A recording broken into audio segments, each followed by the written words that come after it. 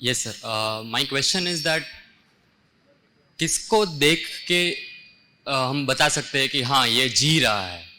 हाँ, तो इसका मतलब है कि किसको देख के बता सकते हैं, तो क्यों जीना है, कैसे जीना है, कि क्लैरिटी मेरे को किसको देख के होगी।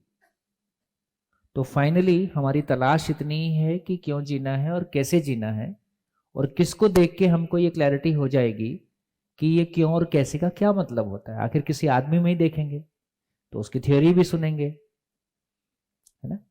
तो फाइनली क्वेश्चन इतना ही है कि क्यों जीना है और कैसे जीना है। तीसरा क्वेश्चन।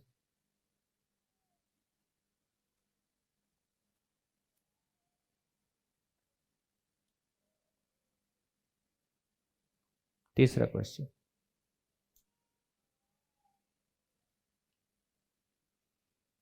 हाँ जी, नहीं आता है तो सरेंडर करो। हाँ। थोड़ा ये कंट्रोवर्शियल क्वेश्चन है कोई बात सर कि कल क्या जब आप बोल दीजिए। सर क्या दुख एक जीने का भाग नहीं है? हाँ, क्या दुख एक जीने का भाग नहीं है? तो इसका मतलब इतना ही हुआ कि हम जीने को समझने जा रहे हैं। तो बेसिकली क्यों जीना है, कैसे जीना है, ये खुल जाएगा तो दुख भाग है नहीं है, कैसे हैंडल करें, वो निकल आएगा। तो बेसिकली हम जीने को ही समझना चाहते हैं, जीने का पर्पस क्या है, जीने का तरीका क्या है, आखिर जीने से क्या पाना चाहते हैं और उसका जीने का तरीका क्या है, उस बीच में सुख दुख। जी। कल जैसे किसने प्रश्न किया था सुसाइड को लेके, हाँ। तब आपने जवाब दिया था कि सुसाइड शायद उस आदमी के लिए मुक्ति है, उसको वो दुख से उसमें मुक्ति। दुख से मुक्ति है। ओके, तो जीना भी जैसा क्यों जीना हमने नक्की कर लिया है, एक पर्पस मिल गया, कैसे जीना है उसका guideline maybe through Shabir या कैसा मिलता है। शायद कुछ लोग को ये लगता होगा कि मैं तो जी लिया बहुत, मेरे को कोई अफसोस या कुछ नहीं है अगर मेरे को कल मरना पड़े। ओके, तो ये कल मरना पड़े और उसमें कोई अफसोस ना होना, टू विल, इसका मतलब उसको क्यों जीना है, कैसे जीना है, पता है। ओके। इतनी बात। हाँ जी, तीसरा क्वेश्चन। माइक, उधर माइक दीजिए, पीछे किसके पास है उधर माइक।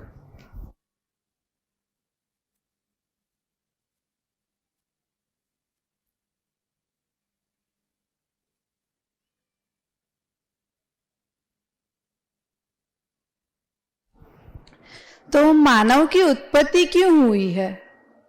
मानव की उत्पत्ति क्यों हुई है, ये हम क्यों समझना चाहते हैं? नहीं पता तो होना चाहिए ना। ये जीना गले पड़ गया है,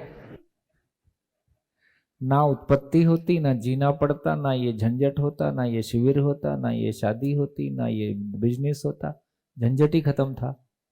तो हम इसको भी इसीलिए समझना चाहते हैं क्योंकि जब क्यों जीना है कैसे जीना है की क्लैरिटी नहीं, क्यों जीना है कैसे जीना है की क्लैरिटी है, तो जिंदगी नित्य उत्सव है, रोज एक खुशी है। जब रोज एक खुशी है, हर क्षण एक खुशी है, फिर क्यों कौन पूछेगा कि ये जीना क्यों है ना। तो बेसिकली ये मानव की उत्पत्ति ही क्यों हुई, क्योंकि ये जीना समझ में नहीं आ रहा है, इसलिए इसकी उत्पत्ति ही झंझट लगता है। तो सवाल इतना ही है कि क्यों जीना है कैसे जीना। हाँ जी, और कोशिश कर ले। बढ़िया, आगे चले। सरेंडर, हाथ उठाओ भाई, सरेंडर करोगे तब तो आगे चले। इस बीच में याद आ जाए तो कुछ बता देना। तो देखो अब काम कितना आसान है, जिंदगी कितनी आसान है, जिंदगी कितनी सरल है, सहज है। तो अब पता चल गया कि दो ही प्रश्न हैं, मात्र दो प्रश्न हैं, और 80 साल की जिंदगी। हरियाणा में शिविर करता हूं तो वो 100 से कम लिखने नहीं देते।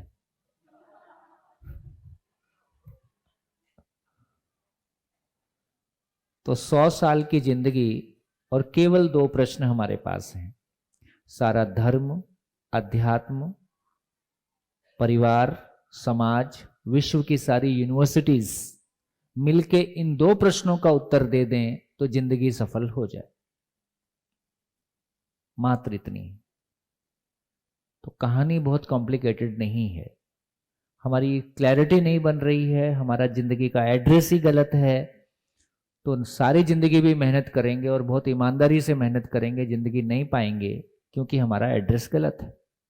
तो सार ये निकला कि 2 ही प्रश्न हैं और 80-100 साल की जिंदगी है, तब यहां से हम काम शुरू कर सकते। इससे काफी चीजों की क्लैरिटी हमारी आ गई। क्या क्लैरिटी आ गई? कि जिसके पास इन 2 प्रश्नों के उत्तर हैं उनका नाम माता पिता है, उनका नाम शिक्षक है। तो कितने लोग का लाइसेंस कैंसिल हो गया? कितने लोगों का लाइसेंस कैंसिल हुआ? तो सारे माँ बाप का लाइसेंस कैंसिल। अभी हम माँ बाप ने अपने बच्चों के जिंदा रहने में सहयोग दिया है कि जीने में सहयोग दिया है? बच्चे जिंदा रहना चाहते हैं कि जीना चाहते हैं? जीना चाहते हैं। आपकी मानेंगे तो जिंदा रहेंगे कि जिएंगे? जिंदा रहेंगे, इसलिए वो आपकी नहीं मानते हैं।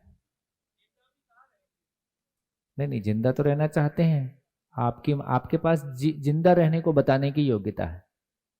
देखिए, ये बात बहुत इंपॉर्टेंट है कि पूरे विश्व की सारी यूनिवर्सिटीज, टॉप यूनिवर्सिटीज, उनके सारे कोर्सेज, सारी हमारी दौड़ केवल जिंदा रहने की दौड़ है।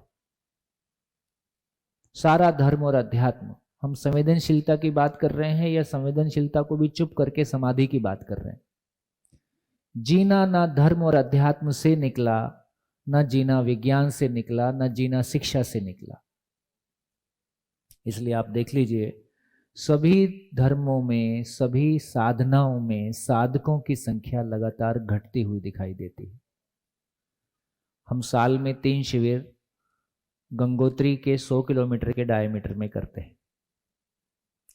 और पहला शिविर हमने गंगोत्री किया था, उसके बाद 2 उत्तरकाशी किए, बीच में एक बद्रीनाथ किया, फिर वापस एक उत्तरकाशी किया, अभी वापस जून में उत्तरकाशी है।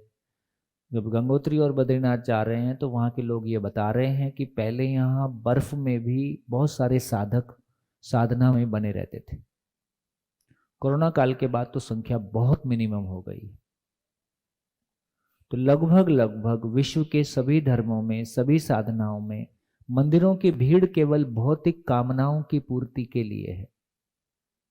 नौकरी मिल जाए, बच्चा मिल जाए, परिवार की टेंशन दूर हो जाए, घर में लड़ाई झगड़ा मत हो, तो हमारी भौतिक कामनाओं की पूर्ति के लिए हमने मंदिरों में भीड़ लगाई है।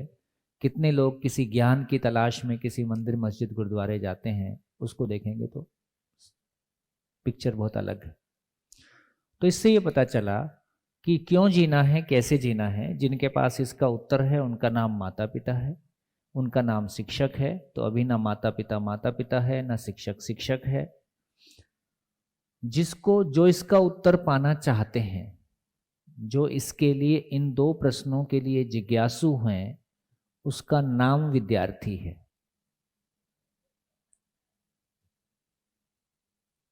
कितने लोग विद्यार्थी हैं आज की डेट में? हैं, हाथ उठा रहे। एक ही ध्यान है, पैकेज कहाँ मिलेगा? कनाडा जाओगे? सबको कनाडा जाना है, सबको एक सुविधापूर्ण जीवन शैली जीना है और चिल करना, इतना ही लक्ष्य है। इससे यह क्लैरिटी बनी कि विद्यार्थी हम तब होते हैं जिस दिन हमारी जिंदगी में यह प्रश्न खड़ा हो जाता है कि आखिर ये चल क्या रहा है, काहे के लिए इतनी भागदौड़, क्यों परिवार का क्लेश, क्यों ये समाज की टेंशन, क्यों ये बिजनेस की टेंशन, आखिर ये सब करके मिलेगा क्या, आखिर मेरे जीने का पर्पस क्या है। तो पर्पस के साथ जीना होता है, शरीर को भोगना ही होता है। भौतिक वस्तुओं के साथ जीना नहीं होता है, दीवारों के साथ जीना नहीं होता है, कार के साथ जीना नहीं होता है, खाने के साथ जीना नहीं होता है। ये अच्छा लगने की दुनिया है, अच्छा होने की दुनिया अलग है, भावपूर्वक जीने की दुनिया अलग है। तो ये क्लैरिटी हमारी बनी कि हम विद्यार्थी नहीं हैं। एक बच्चा जब जन्म से आता है तो वो विद्यार्थी के ज़्यादा नज़दीक होता है, वो बहुत सभी चीज़ के बारे में जानना चाहता है। उसके लिए सिलेबस और कोर्स का कोई मतलब नहीं है। वो तो जो भी चीज़ सामने आती है उसके बारे में पूछता है, ये क्या है, क्यों है, कौन लाया, क्या काम आएगा। धीरे धीरे हम बता देते हैं कि बेटा बी प्रैक्टिकल, जिस काम से पैसा आए उसको पूछो, जिससे मार्क्स आए उसको पूछो, है ना। और मेरा एक लड़का थोड़ा सीधा है। सीधा का मतलब उसको झूठ बोलना नहीं आता है। झूठ बोलना आ जाए और गुजरात में तो व्यवहार बोलते हैं। अधिकारियों को पैसा देना होता है तो उसको व्यवहार बोलते हैं। अपने तो बाकी स्टेट से एक कदम आगे। तो इसका मतलब ये हुआ, तो एक 20-80 साल का व्यक्ति विद्यार्थी हो सकता है और 20 साल का व्यक्ति शिक्षक हो सकता है।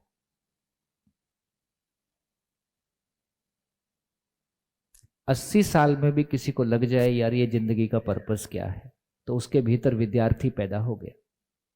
और एक 20 साल का युवा हो ही सकता है जिसको क्यों जीना है, कैसे जीना है पे क्लैरिटी आ गई है, वो ऐसा जी ही सकता है। इससे पता चला जहां इसका उत्तर दिया जाता है उसका नाम विद्यालय है।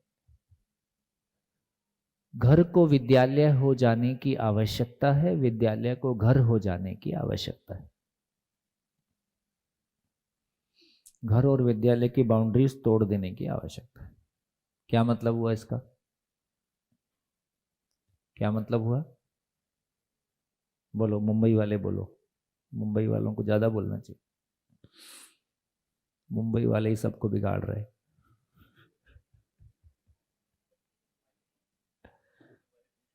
हाँ,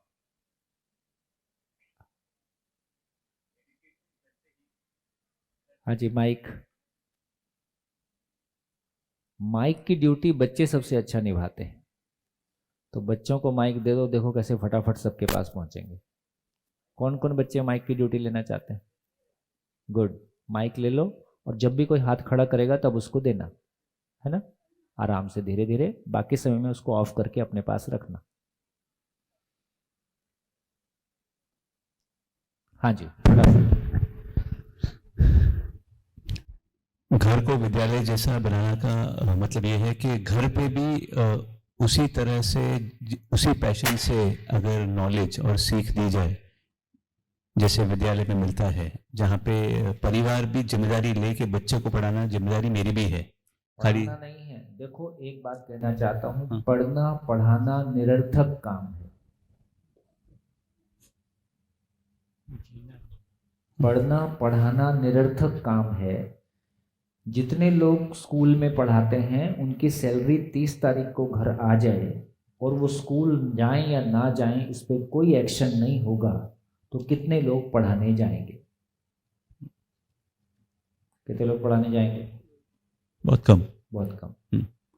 इसका मतलब है क्लास में कितने बच्चे हैं जिसको पढ़ने में मजा आता है, बस इसलिए पढ़ता है, ना उसको टॉप करना है ना उसको किसी से आगे निकलना है। कितने बच्चे ऐसे हैं जो केवल उसको मजा आता है, बस इसलिए पढ़ता है? बहुत कम।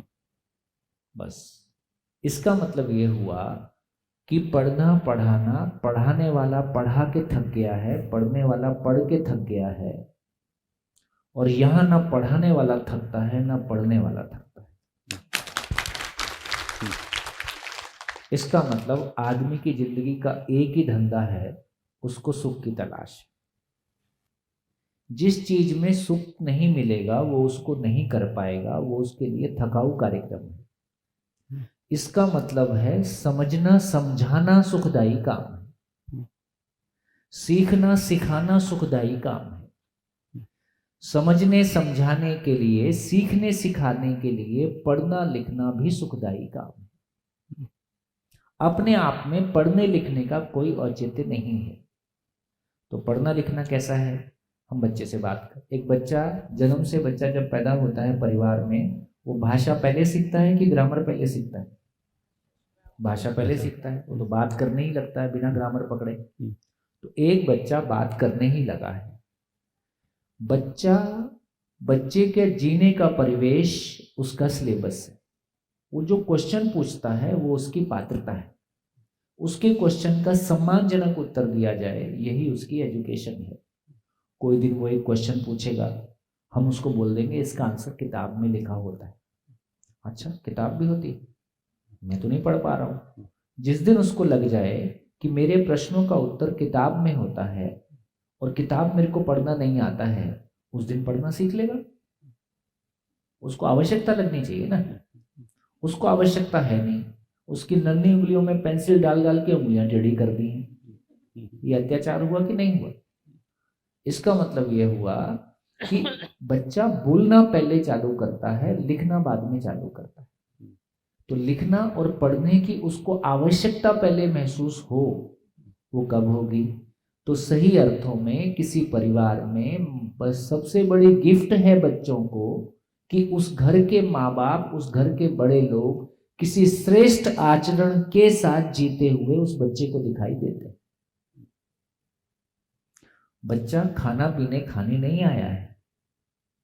बच्चा मूल में, मैंने पहले भी कहा कि 1 साल का बच्चा ज़्यादा समय भाषा पकड़ते ही ज़्यादा समय वो प्रश्न पूछता है कि खाने की चीज़ मांगता है, ज़्यादा समय क्वेश्चन पूछ रहा है। तो एक बच्चे को पता है कि ज्ञान उसकी ज़रूरत है। तो यहाँ से ये क्लैरिटी बनी। और देखो हमारी क्लैरिटी कैसी है, मानव की मूलभूत आवश्यकता क्या है? रोटी कपड़ा और मकान, है कि नहीं? मानव की मूलभूत आवश्यकता क्या है? रोटी कपड़ा और मकान। हाथ उठाओ, सबके हाल कैसा है? आप लोग को ना कथा सुनने की आदत है, कहीं भी हाथ उठवा लो, जय माता दी। अरे रोटी कपड़ा मकान मानव की मूलभूत आवश्यकता है कि शरीर की मूलभूत आवश्यकता है? तो हमारा सॉफ्टवेयर भी करप्ट है, पायरेटेड है, इन्फेक्टेड है, और सारी जिंदगी ऐसी वो सॉफ्टवेयर और करप्ट हुआ है। तो रोटी कपड़ा मकान मानव की मूलभूत आवश्यकता है, ये हमको प्राइमरी क्लास में पढ़ाया था। सारी जिंदगी रोटी कपड़ा मकान के लिए निकाल दिया। तो रोटी कपड़ा मकान शरीर की मूलभूत आवश्यकता है, मेरी मूलभूत आवश्यकता ज्ञान है। तो मानव की आवश्यकता ज्ञान है, ये 1 साल के बच्चे को पता है, 25 साल के 50 साल के 30 साल के माँ बाप को नहीं पता है। और ये माँ बाप उसको भी ठोक पीट के अपने जैसा बना देते। तो हर माँ बाप अपने बच्चे को आशीर्वाद देते हैं, बेटा जैसे हम दुखी रहे ऐसा तुम भी दुखी रहना, और उनका आशीर्वाद फलता है। क्योंकि सूत्र यही है, जो जिसके पास है वो उसको बांटेगा। तो यहां से ये समझ में आया कि सही अर्थों में मेरी आवश्यकता ज्ञान है। तो इस रूप में ये कह रहे हैं, तो इसका मतलब ये हुआ कि एक परिवार में आने वाले बच्चों के लिए, एक परिवार में आने वाले बच्चों के लिए यदि हम उनको जिम्मेदारी से लाए हैं, तो सबसे बड़ी गिफ्ट है कि बच्चा एक श्रेष्ठ आचरण को देखना चाहता है, क्योंकि वो तो किसी श्रेष्ठ आचरण की तलाश में आया है। तो सही अर्थों में परिवार में अभी संवेदनशीलता है, परिवार में संज्ञानशीलता हो, ताकि उस परिवार में बच्चों को अपने माँ बाप को देख के, अपने दादा दादी को देख के उसके भीतर ये पिक्चर आ जाए कि मेरे को दादा दादी जैसा बनना है, मेरे को मेरे पापा जैसा बनना है, मेरे को एक शानदार इंसान बनना है।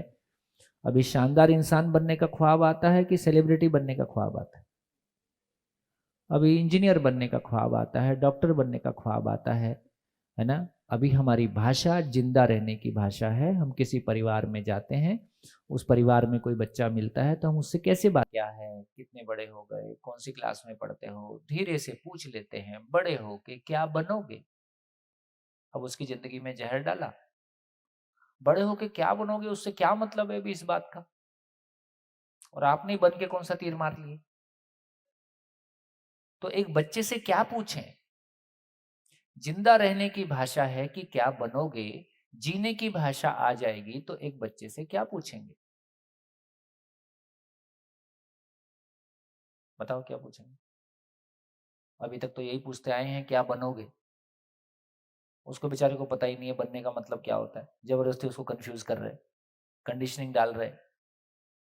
तो एक बच्चे से क्या पूछेंगे? क्या बनोगे?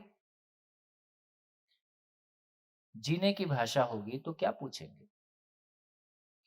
कैसा जियोगे? एक बच्चे से ये पूछना कि कैसा जियोगे, उसके भीतर हम कोई जीने का अरमान पैदा करते हैं, जीने की ख्वाहिश पैदा करते हैं। जीना कोई चीज होता है अपने आप में, जीने की कोई क्वालिटी होती है, ऐसा ध्यान उसका चला जाएगा।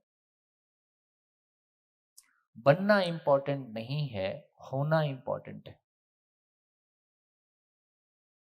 तो यहां से हमारी ये क्लैरिटी बनी कि सही अर्थों में परिवार विद्यालय हो जाए, इसका मतलब है, इसका एक ही मतलब है, उस परिवार के लोग किसी श्रेष्ठ आचरण के साथ जीते हैं, उस परिवार के लोग किसी सामाजिकता के साथ में जीते हैं। अपने परिवार, हमारे घर कौन आता है, वो किस तरह की बातें करते हैं, हमारे घर का तन मन धन कहाँ लगता है, इसको बच्चा घर में देख रहा है कि नहीं देख रहा है?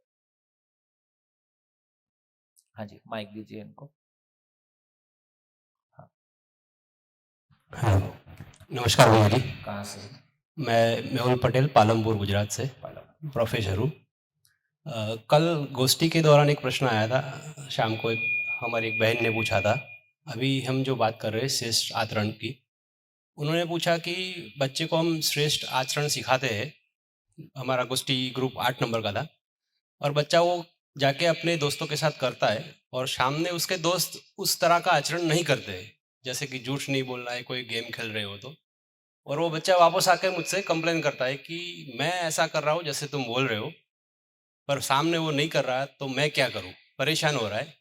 हालांकि अभी आपने जो बोला उससे समझ में आता है कि ये संवेदनशीलता तक की ही बात है, पर बच्चे को जब क्या करना है, क्या नहीं करना है, हाँ। ये बताना उचित नहीं है। क्या उचित है, क्या अनुचित है, ये बताना सही चीज। तो बच्चा खुद तय कर पाए। जब बच्चा खुद के थॉट प्रोसेस से तय कर पाता है, तो वो किस परिस्थिति में क्या बोलना है, क्या नहीं बोलना है, फिर वो ठीक से तय कर लेगा। ये हम मैकेनाइज तरीके से उसको बता रहे हैं कि ऐसा करना चाहिए, ऐसा। इसलिए मैंने क्या, एक बार भी मैंने छोड़ने के लिए कुछ नहीं कहा, कोई चाहिए शब्द इस्तेमाल नहीं किया, ये करो ये ना करो मैंने एक बार भी नहीं कहा। इसका मतलब है बच्चों को ये बताना कि ये करो ये ना करो की बजाय, मैं फिर से कहना चाहूंगा, देखिए हमारे एग्जाम्पल के रूप में हमारे यहाँ दशरथ भाई परिवार है। इस परिवार में 4 पीढ़ी के लोग हो गए। इस घर के छोटे बच्चे इस वातावरण को देख रहे हैं कि नहीं? गर्भ संस्कार का मतलब है कि लगभग 4.5 महीने से, जिसको अपन आत्मा कह रहे हैं या जीवन कह रहे हैं, वो वहां पे उपलब्ध हो गया है। अब गर्भ काल में माँ का सुनना, सोचना, बोलना सब बच्चे को डायरेक्टली सुनाई देता है। तो गर्भ काल में माँ क्या सुनती है, माँ क्या सोचती है, माँ क्या बोलती है, ये बच्चे को डायरेक्टली सुनाई देता है। तो सारे घर वालों का बोलना बच्चे को सुनाई दे रहा है माँ के माध्यम से, क्योंकि माँ सुन रही है। माँ यूट्यूब देख रही है कि माँ क्या देख रही है, माँ क्या सोच रही है, इसका प्रभाव बच्चे के ऊपर पड़ता है। तो इसका मतलब है गर्भ संस्कार के दौरान भी यदि एक माँ बैठ के शिविरों में शामिल होती है, अध्ययन शिविरों में शामिल होती है, तो वही सुनना, वही सोचना हम अकेले बैठ के कितने घंटे इस थॉट प्रोसेस को लगातार अपने भीतर कर पाएंगे? हम अकेले बैठ के नहीं कर पाएंगे। इस वातावरण में बैठ के ये सहज रूप से 8 घंटे हो जाता है, और बाद में भी इसके ऊपर सोचते रहते हैं। अब यदि इस परिवार के बच्चे ये देख रहे हैं कि हमारा परिवार मिलके इस तरह के प्रोग्राम ऑर्गेनाइज कर रहा है, उसमें इतने सारे समाज के लोग आ रहे हैं, हमारे घर में किस तरह के लोग आते हैं, वो किस तरह की बात करते हैं, उसका प्रभाव भी देश के आंदोलन के समय जितने राजनीतिक परिवार थे, देशभक्तों के परिवार थे, उनके बच्चों का संस्कार भी इसलिए ऊंचा चला गया कि उन्होंने अपने पूरे बचपन में वही सब अपने घर में होते हुए देखा। एक बच्चा जो अपने बचपन में अपने परिवार में होते हुए देखता है, उसकी गहरी छाप उसके व्यक्तित्व पे आती है। इसका मतलब है कि मेरे परिवार का सामाजिक रूप में क्या कंट्रीब्यूशन आता है, यदि ये बच्चा बचपन से देखता है तो उसमें सामाजिकता का संस्कार आता है। तो सही अर्थों में कहा जाए कि विद्यालय, घर विद्यालय हो जाए का मतलब है कि घर में, घर परिवार के लोग जीने के स्वरूप में हैं, है ना। और परिवार में जिन लोगों का आना जाता होता है, परिवार जिस तरह की चीजों में अपना तन मन धन लगाता है, ये सब उस परिवार के जीने का स्वरूप है। तो इस अर्थ में कह रहे हैं कि परिवार जीने के स्वरूप में हो। तो सही अर्थों में परिवार विद्यालय हो जाए। विद का मतलब होता है जानना, जब भारत में विद्यालय कह रहे हैं, जब आप स्कूल कह रहे हो, ये दो अलग अलग चीजें हैं।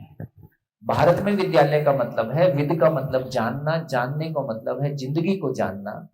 जब स्कूल कह रहे हैं तो स्कूल वहां से निकला जहां यूरोप में औद्योगिक क्रांति के बाद में बच्चों को कौन संभालेगा, तो बच्चों को संभालने के लिए जो व्यवस्था बनाई गई और बच्चों को मास प्रोडक्शन के लिए तैयार किया गया, उसका नाम स्कूल है। तो स्कूल और विद्यालय एक दूसरे में इंग्लिश ट्रांसलेशन नहीं है, विद्यालय का मीनिंग ही डिफरेंट है। तो यहां से ये बात समझ में आया कि विद्यालय के परिवार के अभी परिवार कैसा है, जैसे जैसे पैसा आता है परिवार जो है 5 स्टार होटल बन जाता है। तो जिंदा रहने के धरातल पर परिवार की गति, घर की गति 5 स्टार होटल के रूप में है।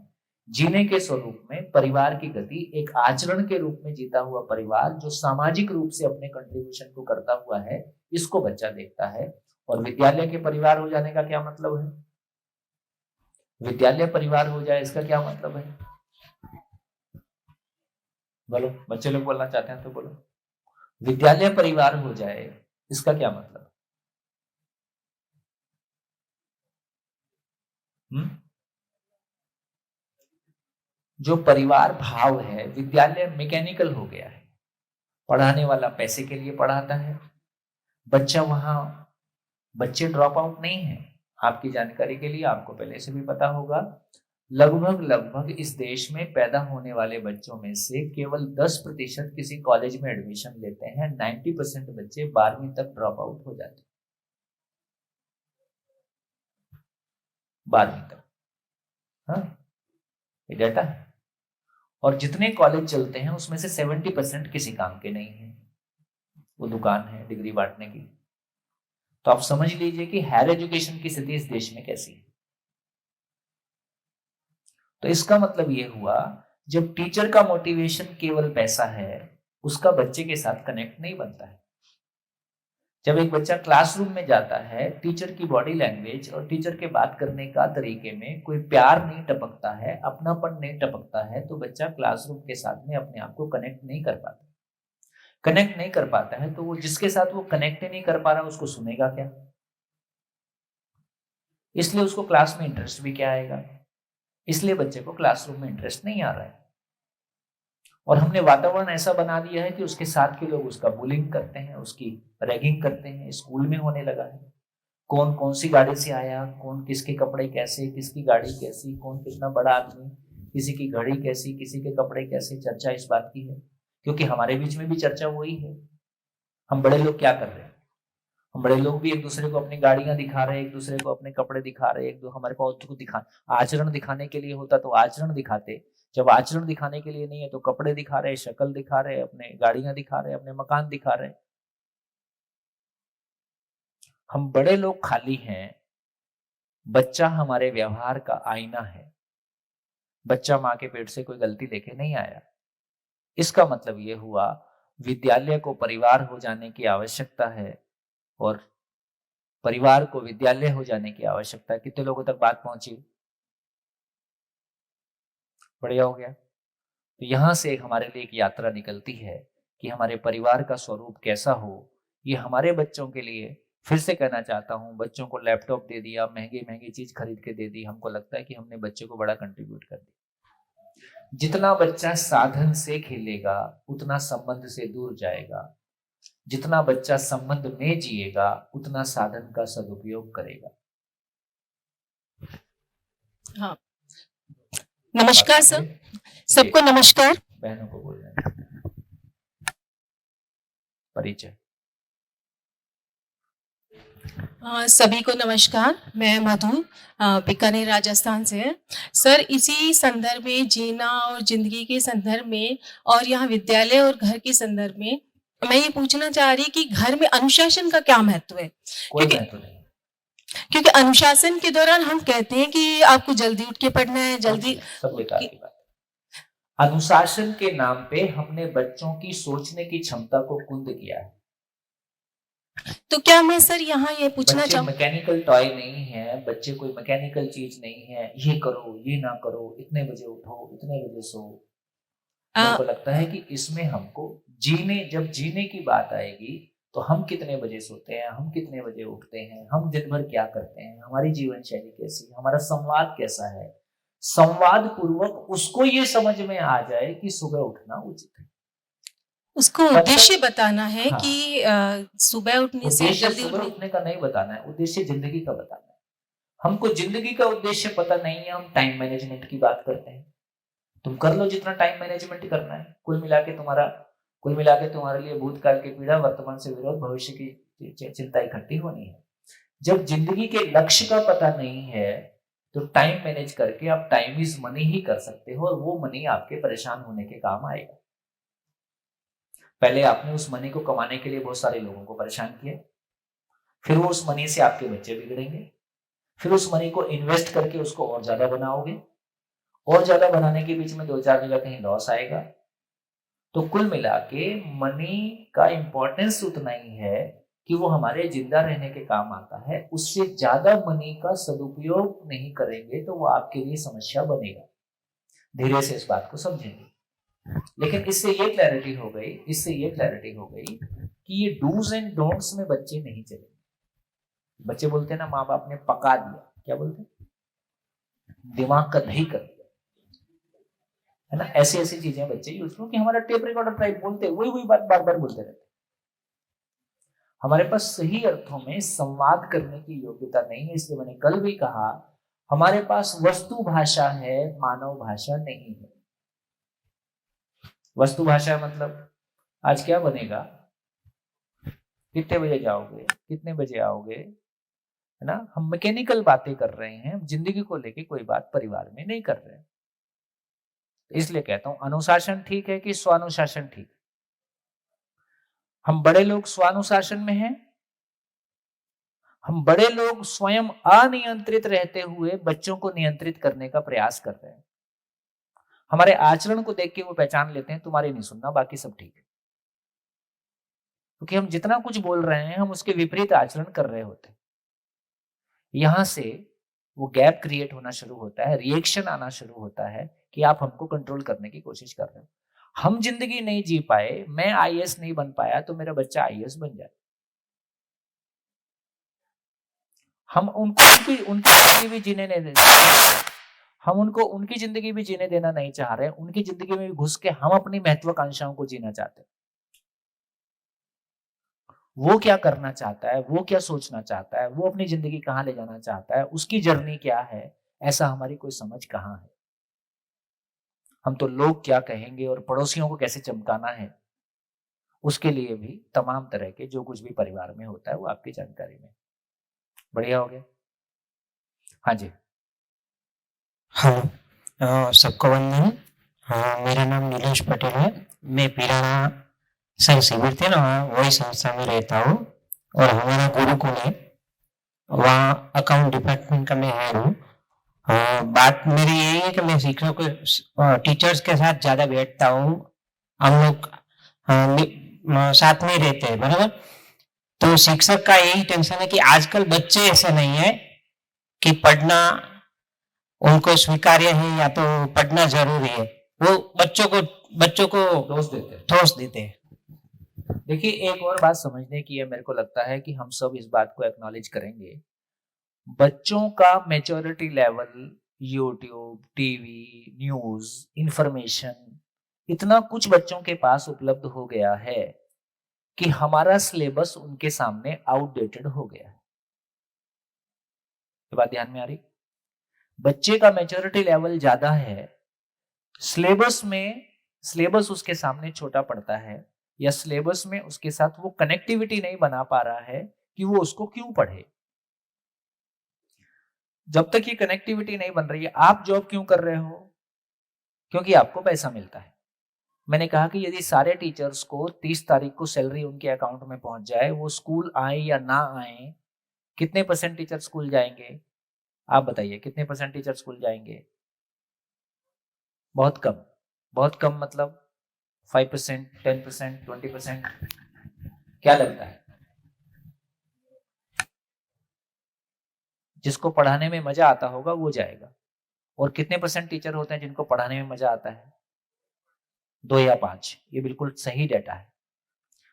तो 2 या 5% टीचर ही स्कूल जाएंगे, इसका मतलब है कि आपको पढ़ाने में मजा नहीं आता है, तो बच्चे को आप बोर ही करते हैं। जब आप पैसे के लिए पढ़ाते हैं, जब आपके लिए पढ़ाना जॉब है, तो आपकी बॉडी लैंग्वेज, आपका भाव में बच्चा नहीं है और उसको ये फीलिंग पहुंचता है कि ये मैकेनिकली बोल रहा है, क्योंकि उसका भाव का कोई कनेक्ट बच्चे के साथ बन नहीं रहा है। अब बच्चे को इंटरेस्ट आएगा कि नहीं आएगा? तो टीचर ड्रॉप आउट हुआ है कि बच्चा ड्रॉप आउट हुआ है, और उसके पहले माँ बाप ड्रॉप आउट हुए हैं कि बच्चे ड्रॉप आउट हुए? तो सही मायने में माँ बाप ड्रॉप आउट हैं, क्योंकि माँ बाप को खुद की मानव की समझ नहीं है, बच्चे की समझ नहीं है। माँ बाप के लिए भी पैसा सब कुछ है, वो रात दिन पैसा कमाने में लगा है, और बच्चे को भी पैसा कमाने के लिए तैयार कर रहा है। जिंदगी ना माँ बाप के पास है, जिंदगी ना बच्चों के पास। यही जनरेशन गैप है। मैं अपनी बात को ठीक मानता हूं, आप अपनी बात को ठीक मानते हैं। तो इससे ये समझ में आया कि हम माँ बाप को अपने आप को अपडेट करने की जरूरत है, हम टीचर्स को अपने आप को अपडेट करने की जरूरत है। तब हम सही अर्थों में एक अच्छे टीचर या बच्चे के साथ में इंटरेक्ट कर पाएंगे, बच्चे को साथ लेके चल पाएंगे। हाँ जी। हाँ भैया, आपने कहा कि बच्चा जितना साधन के साथ जिएगा संबंध से दूर होता जाएगा, और जितना संबंध के साथ जिएगा साधनों से दूर होता जाएगा, साधनों का सदुपयोग करेगा। तो यहाँ संबंध में जीने का क्या अर्थ है? ये काम की बात है। तो संबंध को इसको नोट करके रख लो कि संबंध में जीने का क्या मतलब है। अभी मैं एक लाइन में बोल देता हूं कि मानव लक्ष्य हम सबका लक्ष्य है। धरती के सारे मानव का लक्ष्य क्या है? मानव लक्ष्य। मानव लक्ष्य का मतलब है सभी समझदार हो जाएं, ताकि कोई मेरे को परेशान मत करे और मैं किसी को परेशान ना करूं, और सभी परिवार समृद्ध हो सकें, अभाव की मानसिकता से मुक्त हो सकें। ऐसे परिवार में मेरी बेटी जाएगी, ऐसे परिवार की बेटी मेरे घर आएगी, या हम एक दूसरे के साथ जिएंगे तो हम बेहतर जिएंगे। तो इसका मतलब ये हुआ कि मानव लक्ष्य के लिए मिलके काम करना, इसका नाम संबंध है। ये बात ध्यान में आई? मानव लक्ष्य के लिए मिलके काम करना, इसका नाम संबंध है। अभी किसके लिए काम करते हैं? मेरा पैसा बढ़ जाए और मैं आपका उल्लू कैसे बना सकूं। आप मेरा उल्लू बनाना चाहते हो, मैं आपका उल्लू बनाना चाहता हूं। जो स्मार्ट है वो बना लेता है, बाद में पता चली जाता है। इसमें संबंध रहेगा कि संबंध तबाह होगा। अभी हम संबंध का शोषण करके वस्तु पाना चाहते हैं, जबकि वस्तु संबंध के पोषण के लिए होती है। हम छोटी चीज को पाने के लिए बड़ी चीज का शोषण करते हैं। संबंध बड़ी चीज है कि सामान बड़ी चीज है? हम सामान के लिए संबंध को यूज कर रहे हैं कि संबंध के लिए सामान को कर रहे हैं? हम सामान के लिए संबंध को यूज करना चाहते हैं। इससे यह सिद्ध होता है कि अपने से छोटी चीज को हमने अपना लक्ष्य माना है। जब भी कोई विकसित इकाई अपने से अविकसित को अपना लक्ष्य मानेगी, वो विकास की ओर जाएगी कि ह्रास की ओर जाएगी? बात पहुंच रही?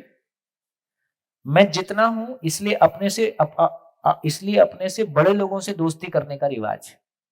करते तो वही हैं। अपने से ज्यादा पैसे वाले से दोस्ती करना चाहते हैं, अपने से ज्यादा पद वाले से दोस्ती करना चाहते हैं। लेकिन ये सच्चाई ये समझ में आई, पद और पैसा दोनों ही मुझसे छोटे हैं। इसका मतलब है पद और पैसा मेरे व्यक्त होने का साधन है। पद और पैसा मेरे पास कोई विजन है, उस विजन को ट्रांसलेट करने का साधन है। पद और पैसा मेरा लक्ष्य नहीं है। ये नहीं कह रहे कि पैसा नहीं कमाना है, लेकिन जितना पैसा आएगा उसका सदुपयोग करेंगे। लेकिन जिंदगी नहीं है तो पैसे, कल फिर से कहा, जिंदा रहने का कोई सामान जीने के काम नहीं आता। जिंदगी अलग दुनिया है, वो दुनिया का अधिकार हमारे पास नहीं है। जी,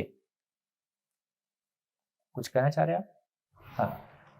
हाँ, आपने बताया पूरा, मतलब जिंदा रहना शरीर की जरूरत है, हाँ, और जीना मेरी जरूरत, मानव की जरूरत है, मन की जरूरत है। ठीक है, ये काफी समझ में आई। आपने ये भी बताया कि अभी लास्ट लाइन आप जो बताए वो भी कुछ लाइन से बाहर चला गया, लेकिन मेरा कहना यह है कि अभी हम लोग सपोज समझो एक छोटा सा बिजनेस कर रहे हैं, अब बिजनेस में अभी ऐसी ऐसी सिस्टम्स है कि ना चाहते हुए भी कभी गलतियों से, कभी ज्ञान के अभाव से कुछ न कुछ हो ही जाता है। अच्छा, अगर नहीं कर रहे, बहुत ही सही ढंग से कर रहे, तो कहीं ना कहीं ऐसी सिस्टम में जी रहे हैं कि जिसको अगर किसी को बताना है कि ये चीज ऐसे हो रही, आप गलती कर रहे हो, आपके ऊपर ये लग जाएगा, वो लग जाएगा। ऐसे समाज में, ऐसी सिस्टम में अगर कैसे जीना, हमें बिल्कुल ठीक है, हमें जीना है, जिंदा नहीं रहना है, कैसे जीना? बहुत बढ़िया। देखो, कॉलेज से निकल के मैंने जॉब किया, और जॉब में पता चला कंपनी के लिए झूठ बोलना पड़ता है। तो मेरे गांधी जी को पढ़ के 2 चीजें गले पड़ गई मेरे, झूठ नहीं बोलना है, चोरी नहीं करना है। अब झूठ नहीं बोलना है तो जॉब नहीं कर पाया। फिर सोचा कि अपना काम करेंगे, उसमें अपने तरीके से चल पाएंगे। तो हमने एक शर्ट का बिजनेस किया। तो पता चला यदि सारे टैक्सेस ईमानदारी से दिए जाएं तो वो जो कॉस्टिंग है उसमें बाजार में टिक ही नहीं पाएंगे। तो पता चला वहां और ज्यादा झूठ बोलना पड़ता है और साथ में चोरी भी करना। उस समय दिल्ली में बिजली की चोरी प्रॉफिट का एक हिस्सा हुआ करता था। मास स्केल पे सभी बिजली की चोरी करते हैं, अब शायद उतना नहीं रहा। उस समय तो खुल्लम खुल्ला चोरी होती थी इंडस्ट्रीज में, और उसका कुछ पैसा वो लाइनमैन वाइनमैन को देके, जेई को देके सेटिंग कर लेते थे, और बिजली फ्री ऑफ कॉस्ट चलती थी, और वही प्रॉफिट का हिस्सा है। यदि आप बिजली का बिल दे दोगे तो आपकी कॉस्टिंग गई। तो धीरे से समझ में आया कि ये भी नहीं होगा। उस समय ये आदर्शवाद था कि चोरी नहीं करना है, झूठ नहीं बोलना है, लेकिन ये प्रैक्टिसेबल नहीं है, क्योंकि हमारे देश की पूरी व्यवस्था ऐसी बनी हुई है जिसमें आप चोरी करने के लिए बाध्य हैं, या सभी कोई जिस तरह से पॉल्यूशन के इंस्ट्रूमेंट नहीं लगाते हैं, क्योंकि पॉल्यूशन ना हो इसके इंस्ट्रूमेंट लगाने से कॉस्टिंग बढ़ जा रही है, और मैंने वो इंस्ट्रूमेंट लगा दिया और मेरे कॉम्पिटिटर ने नहीं लगाया, तो मैं मार्केट से बाहर हो जाऊंगा। तो इसका मतलब है कि जब तक ये नियम एक साथ सबके लिए लागू नहीं होंगे तब तक इन चीजों को हैंडल करना मुश्किल है। तो इससे एक बात समझ में आई, कुछ चीजें हैं जो मैं व्यक्तिगत लेवल पे हैंडल करता हूं, मैं सही सोचूं इसके लिए कोई मेरे को रोकता नहीं है। पति पत्नी के साथ में हम सही व्यवहार करें, इसके लिए कोई राजनीतिक पार्टी या कोई व्यवस्था हमको रोकती नहीं है। हम भाई भाई आपस में प्यार से जिएं, इसके लिए कोई संविधान, कोई राजनीतिक पार्टी, कोई व्यवस्था हमको रोकती नहीं। तो एक लेवल वो है जो विचार का लेवल है, एक लेवल वो है जो व्यवहार का लेवल है, एक लेवल वो है जो बिजनेस का, कार्य का लेवल है। तो इसका मतलब है सबसे ज्यादा हैंडल मैं किसको कर सकता हूं? कि मेरा विचार पक्ष ठीक हो जाए। तो पहला काम है कि मेरा विचार जीने के स्वरूप में आ जाए। बिजनेस में जो चल रहा है अभी चलने दो, जहां लेन देन करना पड़ता है करते रहो, क्योंकि ये क्या चीज है, इसको मैं कहूंगा कि ये नासमझी टैक्स है। हम मानव नहीं बने, सामने वाले को मानव नहीं बनाया, उसके लिए पैसा ही सब कुछ है और उसका अधिकार क्षेत्र है, वो हमसे लेके जाएगा, तो देते रहो। तो इसका मतलब है पहला काम है कि अपना व्यवहार पक्ष स्टेबल हो जाए।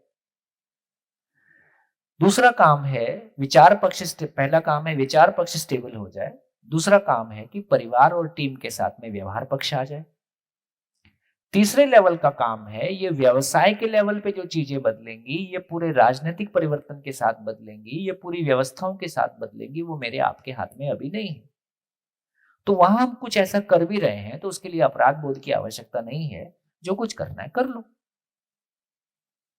तो जब हम गांधी जी को पढ़ के किसी आदर्शवाद को अपने सर पे डाल लेते हैं तो फिर हमको स्ट्रगल करना होता है, आंदोलन करना पड़ता है, विरोध करना पड़ता है, और फाइनली विरोध से कुछ निकलता नहीं है। देखिए, गांधी जी के खुद के बच्चे उनके विरोध में चले गए, और विरोध में ही नहीं चले गए, खुल्लम खुल्ला पूरे देश के सामने उनके अगेंस्ट में बोले। मैं एक ऐसे व्यक्ति को जानता हूं जो निहायत कट्टर ईमानदार, रायपुर के एक वाइस चांसलर हुआ करते थे। रायपुर में दुर्गा कॉलेज है, दुर्गा कॉलेज एक तरह से बदमाशों का कॉलेज था। वो संयोग से वो व्यक्ति वहां का प्रिंसिपल बना, उसने उस कॉलेज को स्कूल बना दिया। मतलब टीचर भी यदि 9-10 पे आएगा तो दरवाजा बंद रहेगा। तो ऐसा उसने कॉलेज चलाया। संयोग से वो व्यक्ति वहां के वाइस चांसलर बन गए, संयोग से वो व्यक्ति वहां के मिनिस्टर हो गए। उसने कभी अपनी वाइफ को सरकारी गाड़ी में चढ़ने नहीं दिया। संयोग से मेरी शादी हुई मेरा साला NIH Roorkee, national institute of hydrology Roorkee में, वो भी साइंटिस्ट था, उनका दामाद वहां पे था। हमारी दोस्ती हो गई, तो उन्होंने फिर मेरे को घर पे, हमारे परिवार को कभी खाने पे बुलाया। उनकी उम्र 80 साल थी। तो मैंने उनसे एक सवाल पूछा कि जैसा आप जिंदगी भर जिए, अब आपको क्या लगता है वैसा जीना ठीक था या उसमें कुछ सोचने की जरूरत है? जिंदगी भर मतलब ईमानदारी की अंतिम सीमाएं, मैंने बताया ना, पत्नी को भी गाड़ी में चढ़ने नहीं दिया। तो उन्होंने जो बात कही वो सुनने लायक है। उन्होंने कहा, देखो हम हैं कुत्ते की पूंछ, उन्हीं के शब्दों में कह रहा हूं, ये टेढ़ी है तो टेढ़ी ही रहेगी, इसी सीधी नहीं हो सकती। मतलब हम ईमानदार हैं तो ईमानदार ही रहेंगे, हम मर जाएंगे लेकिन बेईमानी तो नहीं कर सकते, गलत तो नहीं कर सकते। लेकिन निकला कुछ नहीं। क्या मतलब? उनके पढ़ाए हुए सारे बच्चे आज छत्तीसगढ़ के मिनिस्टर हैं और घोर भ्रष्टाचार सर से पैर तक करते हैं। तो उनको लगता है कि मेरी ईमानदारी से निकला तो कुछ नहीं। तो इसका मतलब क्या हुआ? बेईमानी से इतना ही हुआ कि आपके घर में सोफा सेट का मकान का साइज बढ़ गया, ईमानदारी से इतना ही हुआ कि आपका सोफा सेट और मकान का साइज छोटा रह गया। इससे सामने वाले की मनस्थिति को हम बदल पाए, सामने वाले के भाव और विचार जीने के स्वरूप में आ गए, ऐसा नहीं हुआ। तो ना खाऊंगा ना खाने दूंगा, इसका इतना ही मतलब है कि विरोध मोल लेना, इससे आदमी की मानसिकता नहीं बदलती, वो आपको निपटाने पे उतर जाता है। तो ईमानदारी से भी कुछ निकला नहीं फाइनली। तो ईमानदारी क्या चीज है? जिंदगी को समझकर जीने के प्रति जो निष्ठा है, इसका नाम ईमानदारी है। अभी हमारे सारे शब्द जाके पैसे पे टिक जाते हैं, शरीर पे टिक जाते हैं। अभी हमारी ईमानदारी भी पैसे पे टिक जाती है। ईमानदारी मतलब जीने की ईमानदारी है। जीने की ईमानदारी मतलब जिंदगी को समझकर ऐसा जीने के प्रति जो निष्ठा है, उसका नाम ईमानदारी है। तो हमारी ईमानदारी भी बदल जाएगी। अभी ईमानदारी का मतलब स्ट्रगल करना और विरोध लेना है, इससे फाइनली निकल कुछ नहीं रहा है। तो मैं ये कहना चाहता हूं, जिंदगी की समझ आएगी तो सामने वाले को लगता है कि यार पैसा ही सुख है, इसलिए वो ऐसा करता है। उसको लग जाए कि ज्ञान पूर्वक सुखी हुआ जा सकता है, समझण से सुखी हुआ जा सकता है, संबंध में जी के सुखी हुआ जा सकता है। एक बहुत पुरानी घटना है। उस समय तो हम जीवन विद्या का काम नहीं करते थे। हमारे मित्र हैं, उनका वॉशिंग पाउडर का काम है। तो एक दिन मैं उनके ऑफिस में बैठा था, तो एक्साइज ऑफिसर आया और उस समय उसका 5,000 रुपये मंथली होता हुआ, तो 5,000 रुपये लेके वो चला गया। संयोग से मैं भी वहां बैठा था, बैठे बैठे परिचय हुआ। उसने मेरे से पूछ लिया, आप क्या करते हो? पूछा तो फंसा, पूछा तो हमने बता दिया। वो 1 हफ्ते बाद आया, 5,000 रुपये वापस देके गया। उसने कहा कि यार आप लोग इतना अच्छा काम करते हो, इसमें मेरा भी कोई योगदान होगा। वो 5,000 रुपये वापस देके गया। ऐसे तमाम ऑफिसर और लोग हमने देखे जो जिंदगी में हमारे संपर्क में आने के बाद में उन्होंने हमारे साथ तो अलग तरह से बिहेव किया, चाहे दुनिया के साथ उनका बिहेवियर वैसे ही चलता, और कुछ बदल भी गए। अभी ये क्या है, वो यूपी में कोई जगह है, ईस्टर्न यूपी में, वहां के कुछ लोग शिविर करने आते हैं। वहां का एक व्यक्ति जो इलेक्ट्रिसिटी डिपार्टमेंट में था, और संयोग से उसका साड़ू भाई यूपी में किसी बड़े मिनिस्टर का उसका साड़ू भाई था, वो 2 लाख रुपया महीने में ऊपर का खाता था। और शिविर करने के बाद उसको जो भी समझ में आया, उसने उसको बंद कर दिया और किसी का बाकी को खाने दिया, किसी का विरोध नहीं किया। वो पावरफुल भी था। एक तो लोगों को यह समझना है इसने बंद क्यों कर दिया, दूसरा ये समझ नहीं आया कि ये परेशान नहीं है और किसी को कुछ बोलता भी नहीं है, जबकि वो सक्षम है। तो लोगों ने उससे पूछा कि ये तुमने क्या? बोले मेरे को लगता है कि जितनी मेरी जरूरत थी उससे ज्यादा मेरे पास हो गया है, तो इसमें कोई ईमानदारी की बात नहीं है। जो मेरे को समझ में आ गया है कि मेरी जरूरत से ज्यादा हो गया है, तो मैं बाकी लोगों को अपॉर्चुनिटी देना चाहता हूं। उसके इस परिवर्तन को देख के वहां का एक ब्यूरो चीफ किसी न्यूज़पेपर का, वो भी अपने जमाने का कट्टर ईमानदार रहा होगा, और उस पत्रकारों को तो सबका हाल पता ही होता है। वो स्पेशली शिविर करने आया कि यहाँ क्या होता है जो आदमी ऐसा बदल जाता है। इसका मतलब क्या हुआ? मानव मूलतः गलती करना नहीं चाहता है, वो केवल सुखी होना चाहता है। यदि उसने मान रखा है कि मैं पैसे से ही सुखी होता हूं, तो उसमें हमारी गलती क्या? तो इसका नाम नासमझी टैक्स है। तो बढ़िया टैक्स पटाओ, बढ़िया टैक्स पटाओ, उसमें अपराध बोध की आवश्यकता नहीं है। धीरे धीरे हम समझेंगे। हम एक दिन में नहीं समझते, हमारा परिवार भी एक दिन में नहीं समझेगा, ये समाज में भी एक दिन में परिवर्तन नहीं आएगा, लेकिन वो अलग हम जगह ही देंगे कि आज नहीं तो 2 पीढ़ियों बाद बहुत सारी चीजें बदल जाएंगी। हाँ, एक सिर्फ इतना कहना था कि अभी तो हम 50 के पार हो गए, सब सारे ही पक्के मटके हो गए, इनके ऊपर तो कुछ चढ़ना नहीं है इतनी जल्दी। चढ़ता है, लेकिन जितना अभी आगे वाली जनरेशन हमसे ज्यादा समझदार है, आपकी बात। ऐसा मैंने मेरे बच्चों से देखा और उनसे सीखा कि वो हमसे ज्यादा समझदार है। कुछ कुछ चीजें बहुत अच्छी समझते हैं, उनसे कुछ सीखने को भी मिलता है। बहुत बढ़िया। बस उन्हीं को संभाल ले तो बहुत है, हम उन लोगों को आगे करना चाहिए। हम भी संभलें, हम संभलेंगे तो उनको संभालने लायक कुछ कर पाएंगे, और जो नई पीढ़ी आ रही है उसके लिए हम आगे का इंतजाम करेंगे। तो ये बात बिल्कुल ठीक है। और मैं तो अभी तो 6 दिन बाकी हैं, तो देखते हैं 50 के ऊपर के मटकों का क्या होता है। हाँ बेटा। हेलो थोड़ा माइक बोल। हेलो ऐसे नीचे कर। हाँ। हेलो सर, मेरा नाम युग है, मैं सूरत से आया हूँ। मेरे को एक डाउट है। कौन सी क्लास में? 9th class. तो ये सब लोग ऐसे कहते हैं कि स्कूल में मार्क्स कैसे लाने हैं ऐसा सिखाते हैं, और वहाँ पे प्रैक्टिकल नॉलेज उतना होता नहीं है। तो क्या ये सच है कि practical knowledge is more important that that theory part? Of course. तो हमारे एजुकेशन सिस्टम में ऐसा फ्यूचर में कुछ डेवलपमेंट ऐसा होना चाहिए? बिल्कुल होना चाहिए, बिल्कुल होना चाहिए। देखिए, कम से कम धीरे धीरे देखो बेटा, कोई चीज जो बन गई है वो भी एक दिन में नहीं बनी, और जितना सिस्टम बड़ा हो जाता है उतना उसको बदलना मुश्किल होता है। जैसे एक फैमिली में माँ बाप और 2 बच्चे रहते हैं, उन लोग शिविर में आ गए तो पूरी फैमिली बदल गई। एक फैमिली में 20 लोग हैं, अब 20 में से मान लो 5 शामिल नहीं होते हैं तो उसका और मुश्किल काम है। अब मान लो एक फैमिली 100 लोगों की है, एक फैमिली मान लो एक कंपनी है जो इतने सारे लोगों की है। जितना साइज बढ़ता जाता है उतना उसमें कोई निर्णय लेना मुश्किल होता जाता है। अब सरकारों के साइज कितने बड़े हैं, हमारे देश का साइज कितना बड़ा है, इसका मतलब है उसमें कुछ आराम से बनता भी नहीं है और फिर बदलता भी नहीं। लेकिन हम क्या बदल सकते हैं? अपने परिवार में अपनी मानसिकता बदल सकते हैं, अपने स्कूल में कुछ नए परिवर्तन ला सकते हैं, और धीरे धीरे ये परिवर्तन ऊपर तक भी चले जाएंगे।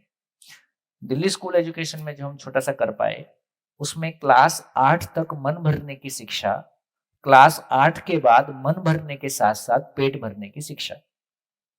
इसलिए हैप्पीनेस करिकुलम क्लास 8 तक, एंटरप्रेन्योरशिप करिकुलम 8th क्लास के साथ 9 से लेके 12 तक, और फिर उसके लिए बहुत सारी योजनाएं, बहुत सारे विंडोज, बहुत सारा कुछ, और बहुत सारे बच्चे उसमें आगे सोच रहे हैं। तो इसका मतलब है छोटा राज्य है, कुछ परिवर्तन आसान है, लेकिन धीरे धीरे, है ना, छत्तीसगढ़ में भी हम लोगों ने काम किया, महाराष्ट्र में भी काम किया, बड़े राज्य हैं, लेकिन वहां परिवर्तन वो धीरे धीरे आएंगे। सर, हमारे स्कूल में भी एक नया सब्जेक्ट ऐड हुआ, ये 9th स्टैंडर्ड से, इंफॉर्मेशन टेक्नोलॉजी करके। तो उसमें जो एंटरप्रेन्योरशिप का जो बेसिक्स होता है वो सब सिखाते हैं। उसमें कुछ ऐसे पार्ट्स है जिसमें हमको जीवन विद्या का थोड़ा सा ऐसे मिल जाता है, इंट्रोडक्शन टाइप, वेरी बेसिक। हाँ, तो फिर वो एक ऐसा स्टेप है जो हमारे स्कूल ने लिया है वो। तो आज से अब जैसे आप लोग पढ़ रहे हो तो आपके लिए डुअल डिग्री, एक डिग्री वो है जो आपको स्कूल कॉलेज से मिलेगी, एक डिग्री वो है जो आपको इस हॉल से मिलेगी। तो जिंदगी की डिग्री यहाँ से मिलेगी, जिंदा रहने की डिग्री उधर से मिलेगी, दोनों डिग्री आपके पास होगी। कल जब आप किसी पोजीशन में आओगे, किसी कंपनी चलाओगे, किसी स्कूल कॉलेज को चलाओगे, तो आप उस स्कूल कॉलेज को ट्रांसफॉर्म कर दोगे। तो धीरे धीरे ऐसे ही ट्रांसफॉर्मेशन आएगा। जी भैया, एक सवाल था। हाँ। आपने अभी जो एक एग्जाम्पल दिया यहाँ पर, हाँ। अभी एक एग्जाम्पल जो दिया कि एक ऑनेस्ट पर्सन जिनकी पूरी लाइफ में काफी वो ऑनेस्ट से रहे, तो उनके आजू बाजू में जो भी लोग थे, उनके परिवार के, हाँ, तो वो भी कुछ नहीं किया, हाँ, वो भी कन्वर्ट नहीं हो पाए, या फिर वो भी उनके आचरण में नहीं आ पाए।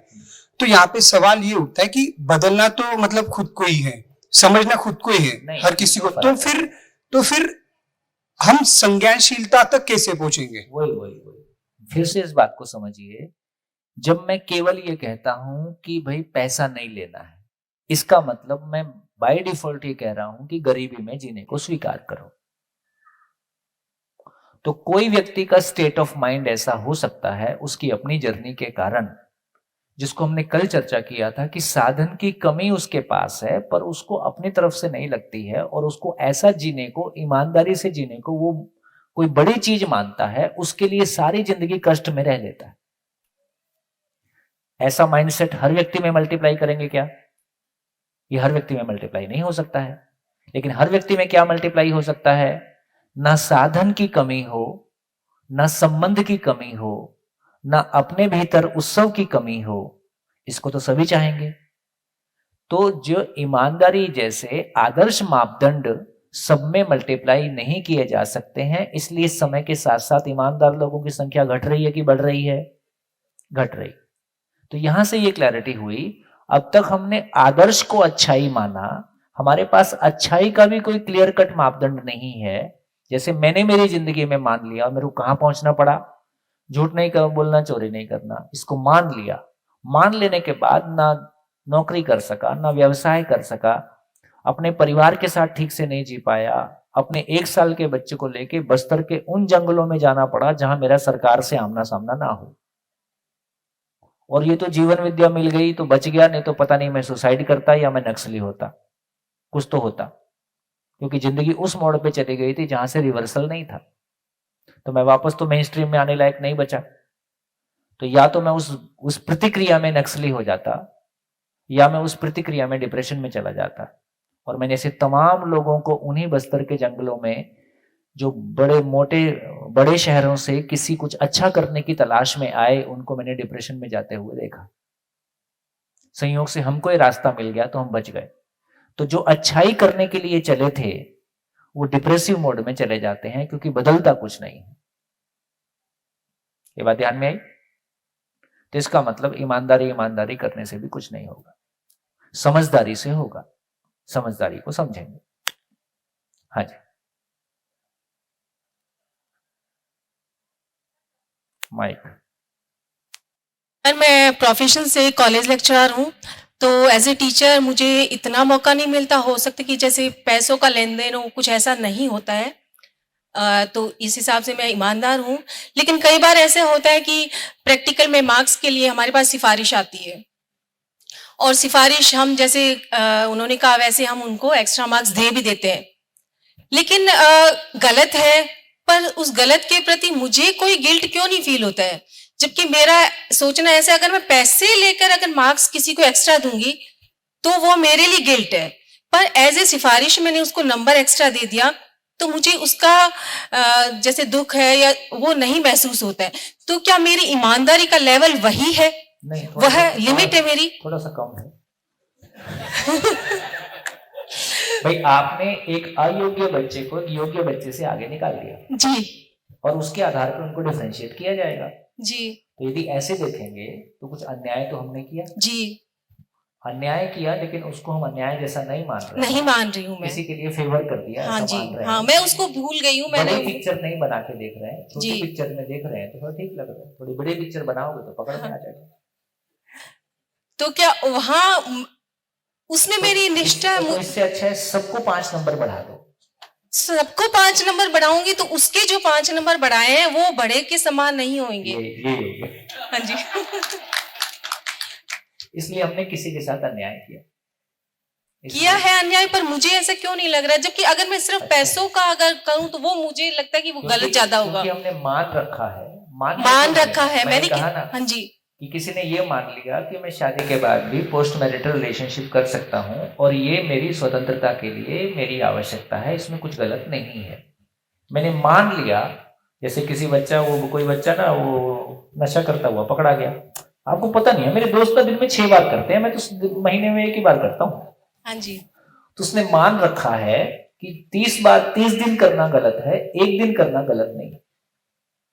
तो वहां पर मैं यूं मान सकती हूँ कि स्वयं के प्रति मेरा ये विश्वास है कि मैं नहीं, अभी स्वयं को आपने ठीक से जांचा नहीं, जिंदगी को ठीक से पहचाना नहीं है, इसलिए कुछ मान के चल रहे हैं, इसलिए गाड़ी चल रही है। हाँ जी, बढ़िया। तो तीसरा क्वेश्चन तक हम पहुंच गए। घर और विद्यालय तक हमने काफी सारी चर्चा कर ली और उसमें से बीच में बहुत सारी बातें भी निकल आई। तो इसका मतलब ये हुआ, देखो, घर को विद्यालय हो जाने की आवश्यकता है, विद्यालय को घर हो जाने की आवश्यकता है। इस पे हमने ये आंसर सभी को मिल जाए, यही समाज और सरकार का काम है। सरकार जिसको हम व्यवस्था की अपेक्षा करते हैं, जो कि अपने आप में अव्यवस्था है। हाँ है। तो देखिए, अब ये समझ में आ गया कि ना सरकारें चलाना हिमालयन टास्क है, ना कंपनी चलाना हिमालयन टास्क है, ना कॉलेज चलाना हिमालयन टास्क है, ना घर चलाना हिमालयन टास्क है। सब कुछ उत्सव का काम है, बशर्ते कि हमको जिंदगी चलानी आती हो तो, है ना। तो सार बात इतनी है कि हम घर में क्यों जूझ रहे हैं, क्योंकि क्यों जीना है, कैसे जीना है, इस पे सबका मत एक नहीं है। सबने अपना अपना कुछ मान रखा है। आपका माना हुआ मेरे आड़े आता है, मेरा माना हुआ आपके आड़े आता है। तो उस दुनिया की सारी प्रॉब्लम का जड़ एक ही है कि हमको क्यों जीना है, कैसे जीना है पे क्लैरिटी नहीं है। बस सारी एक व्यक्ति के दुखों से लेके, एक परिवार से लेके, कॉलेज से लेके, कंपनी से लेके, देश से लेके, विश्व से लेके, सबकी केवल एकमात्र प्रॉब्लम है कि क्यों जीना है, कैसे जीना है पे हमारी क्लैरिटी नहीं है। बस एक ही काम है, इसके अलावा कोई काम नहीं है। तो मुख्य काम हर व्यक्ति का इतना ही है कि उसको क्यों जीना है, कैसे जीना है कि समझ आ जाए, है ना। और अपने जिंदा रहने का जुगाड़ हम सबके पास कुछ ना कुछ है ही है। जिंदगी नहीं है, इसी का रोना धोना है, और जिंदगी नहीं है, इसी को हम साधन से भरने की कोशिश करते हैं, जो कि असफल है। क्योंकि जिंदा रहने का कोई सामान, बोलते नहीं हो, जीने का कोई सामान, जिंदा रहने का कोई सामान जीने के काम नहीं आता है। कुछ भी कर लो, कुछ काम नहीं आएगा। तो यहां से हमारी कुछ क्लैरिटी बनी। लिख डालिए, इस पूरी चर्चा से क्या समझ में आया। इस पूरी चर्चा से क्या समझ में आया, 2 मिनट में जो भी आपका ध्यान चला गया हो उसको लिख डालिए। सर, एक प्रश्न है। माइक ऐसा पेट के रखो, पकड़ के। हाँ। कि बच्चे को भगवान का रूप क्यों कहते? बच्चे को भगवान का रूप इसलिए कहते हैं कि बच्चे में किसी तरह का लालच नहीं होता है, किसी तरह का गुस्सा नहीं होता है। छोटे बच्चे हैं, तो मैं कहता हूँ 18 साल का होने तो भगवान प्रकट होते हैं। बच्चे को भगवान का रूप क्यों बोलते हैं? सभी बच्चे ज्ञान के लिए जिज्ञासु होते हैं, सभी बच्चे सत्यवक्ता होते हैं, सभी बच्चे सही को सीखना समझना चाहते हैं, इसलिए बच्चे को भगवान का रूप बोलते हैं। हाँ जी, बढ़िया, लिख डालिए क्या समझ में आया इस पूरी चर्चा से।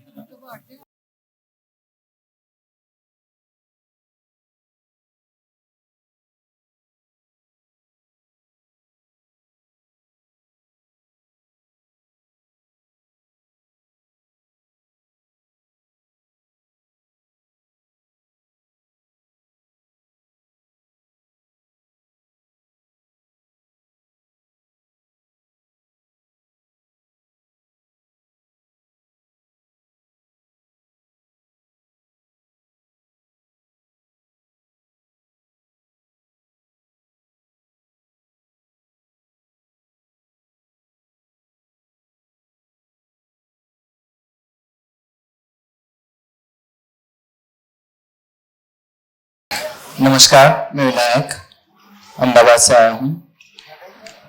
ये पूरी चर्चा से ये समझ में आया कि अब तक हमारा पूरा जीवन ये 2 शब्दों से अवे ही था कि हम क्यों जीना चाहते हैं और हमें कैसे जीना है। तो मतलब हमारी पूरी शिक्षा और पूरा जीवन इससे अवे था।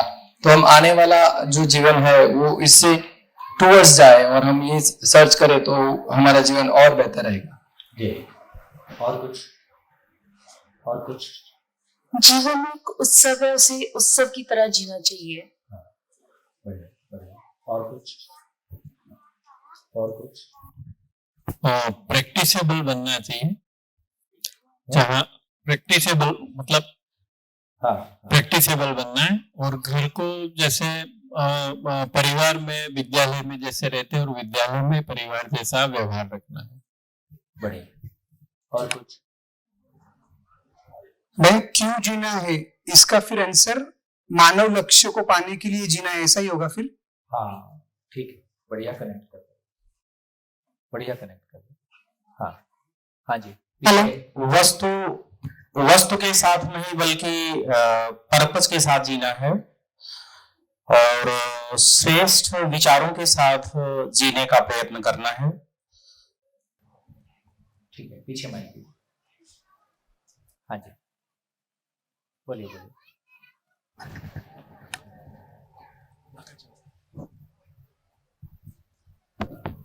हेलो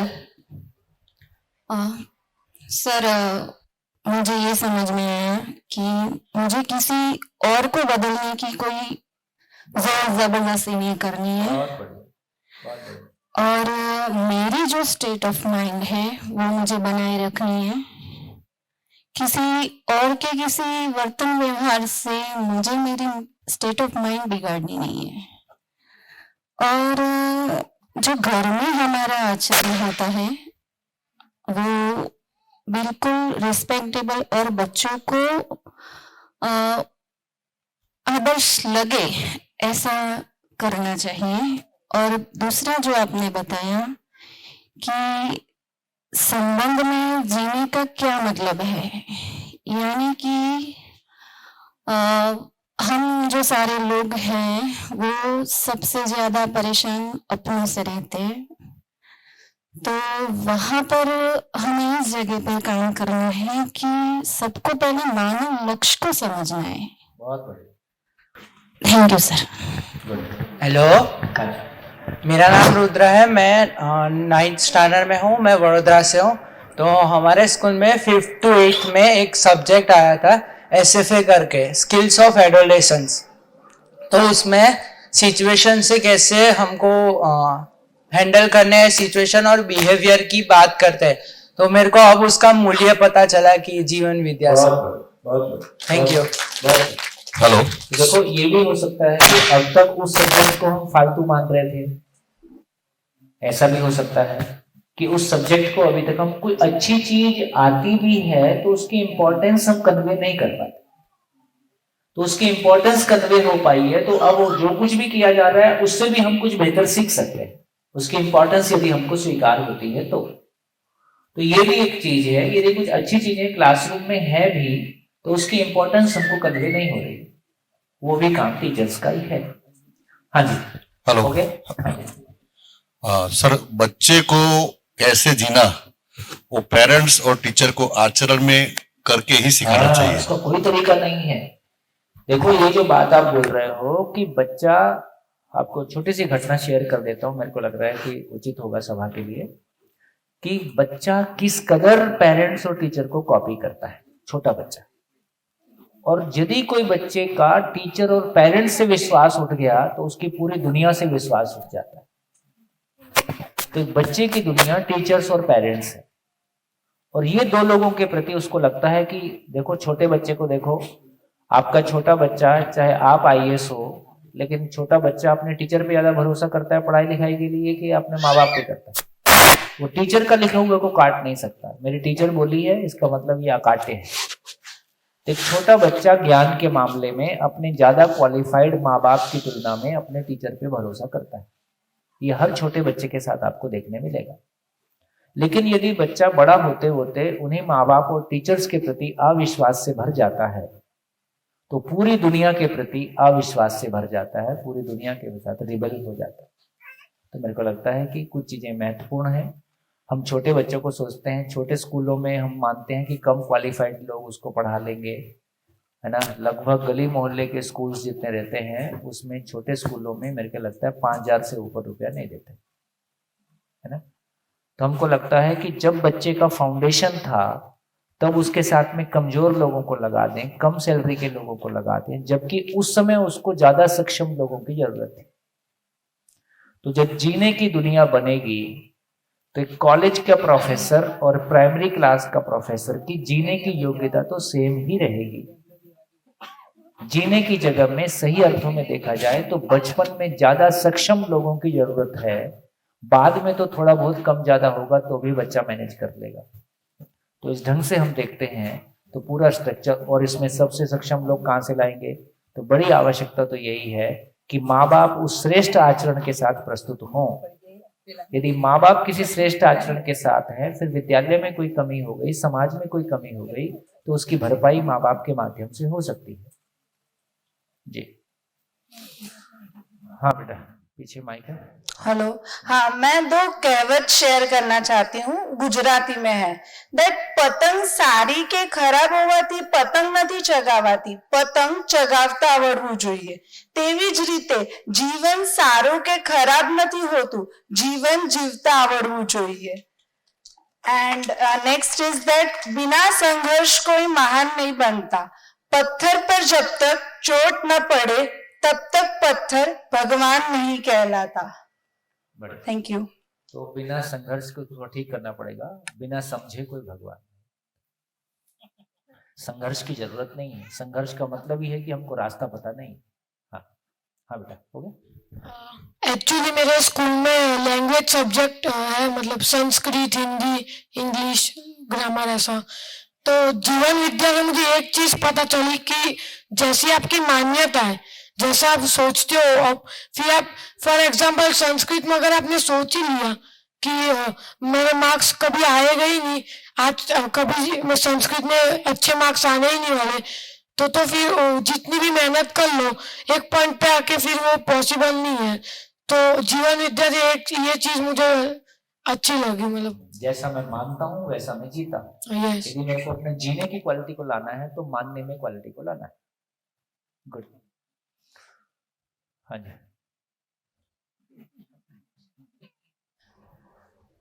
हेलो, मेरा नाम अनुराग ओझा है, गोरखपुर से।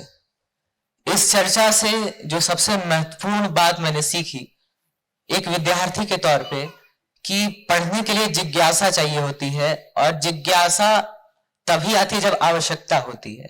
और आवश्यकता के लिए पहले हमें जीवन के महत्व को समझना होगा, फिर हमारे जीवन में आवश्यकताएं तो हैं, लेकिन उनमें से मूल आवश्यकताएं क्या है उन्हें समझना होगा, और फिर इन सबको संबंध के महत्व से ये किस तरह जुड़े हुए हैं इसके साथ ही हमें आगे बढ़ना होगा। धन्यवाद। बहुत बढ़िया। अब देखो सबके सोचने की मशीन चालू हो गई कि नहीं। देखो सब कोई अभी जो सभा में बोल रहे हैं अपने दिल की बात बोल रहे हैं, भाव को व्यक्त कर रहे हैं। हर व्यक्ति सोच पा रहा है कि हर व्यक्ति को सोचना आ जाए, मौलिक रूप में सोचना आ जाए, अपनी जिंदगी को लेकर सोचना आ जाए, और उस पर फिर जो भी करेक्शन करने हैं आगे का ब्लूप्रिंट हमारे पास होगा तो हम करेक्शन करते जाएंगे। तो चलिए एक बात ध्यान दिला देता हूं 50 के ऊपर वालों के लिए। यदि सही अर्थों में देखें तो समाज का काम क्या है, तो सही अर्थों में समाज का काम क्यों जीना है प्रधान है। क्यों जीना है को कन्वे कर पाना, और क्यों जीना के साथ में कैसे जीना है। सरकार का मुख्य रूप से काम देखें तो जिंदा कैसे रहना है उसके लिए कोई अनुकूलता हमको सिस्टम से मिलती है। तो सही अर्थों में न्याय सरकार का काम है नहीं, ये समाज का काम है। एजुकेशन सही अर्थों में समाज प्रधान काम है। ये सारे क्योंकि समाज जिम्मेदार नहीं है इसलिए अभी इन सारे कामों को सरकार चलाती है। समाज एम्पावर्ड होगा तो ये बहुत सारे जो मानव से संबंधित काम है, एजुकेशन, न्याय, ये सारे काम समाज की तरफ समाज प्रधान विधि से ज्यादा होंगे, तो हम इनके साथ में न्याय कर पाएंगे। चलिए, तो इस पूरी चर्चा के साथ हम यहां पहुंचे कि बेसिकली अगले क्वेश्चन पे शिफ्ट हो जाते हैं कि क्यों जीना है।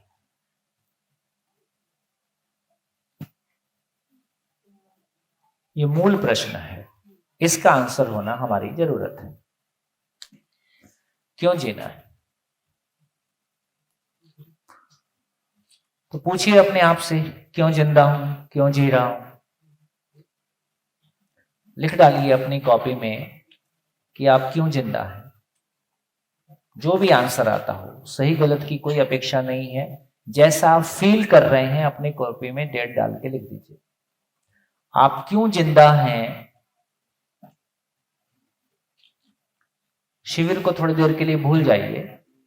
अब तक आप जैसा जी रहे थे, जहां से आए हैं, उसी मनस्थिति के साथ हो जाइए और अपने आप से पूछिए कि मैं क्यों जिंदा हूं या जिंदगी में क्या पाना चाहता हूं। क्या मान के मैं अभी तक जी रहा था, एक बार उसको लिखने की कोशिश करें कल यहां आने के पहले।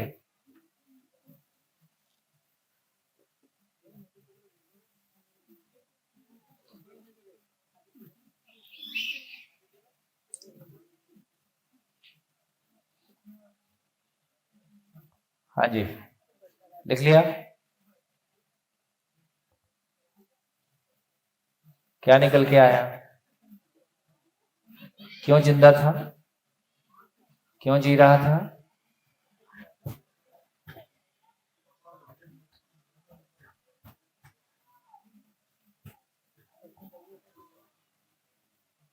कितने लोगों के मन में ये क्वेश्चन स्कूल टाइम में आया कि आखिर मैं क्यों जी रहा हूं?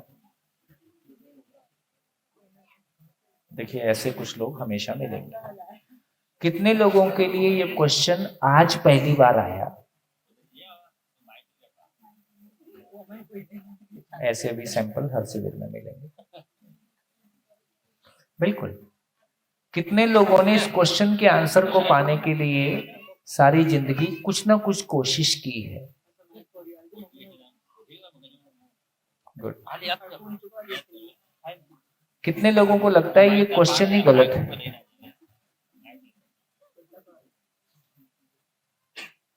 इस सभा में कोई नहीं, एक सैंपल इस नाम से भी मिल जाता है। खैर, कोई नहीं है तो अच्छी बात है। तो इसका मतलब अब समझ में आया।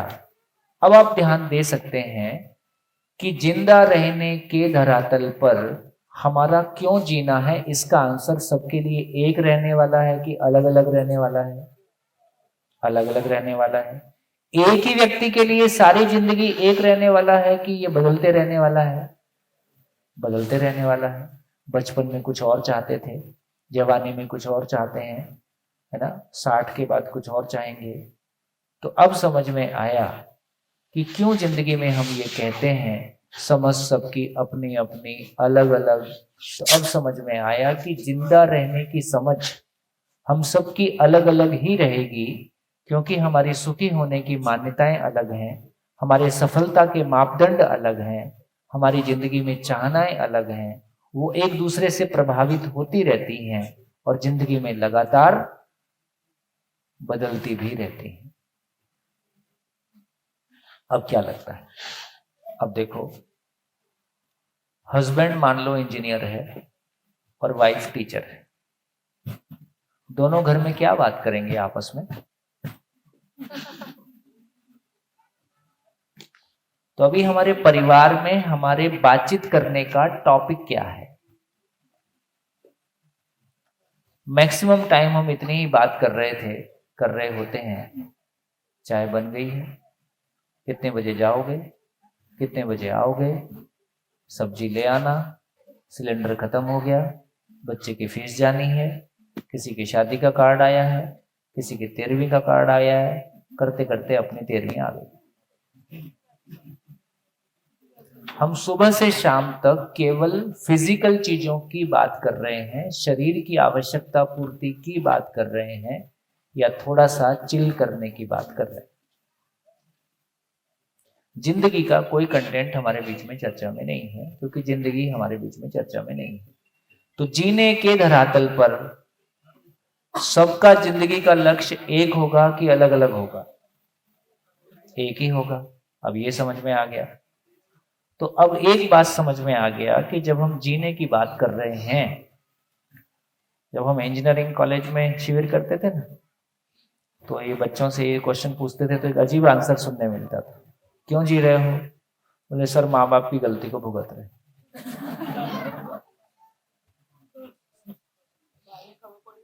और कई तो बच्चे पूछने तैयार हैं, तुम क्या सोच के हमको लाए संसार में? ऐसे भी अब बच्चे हो गए हैं, माँ बाप के पास आंसर नहीं है कि क्या सोच के लाए थे। सोचा होता तो पता होता। तो इसका मतलब ये हुआ कि ये एक मौलिक सवाल है ना, कि क्यों जीना है, या मैं क्यों जी रहा हूं, या मैं क्या पाना चाहता हूं। तो इसके लिए सूत्र ये है, जब मैं सूत्र कहता हूं तो मतलब नेचर का नियम है। मानव जाति का समस्त प्रयास, मानव जाति का समस्त प्रयास केवल और केवल सुख अंडरकोट के लिए है।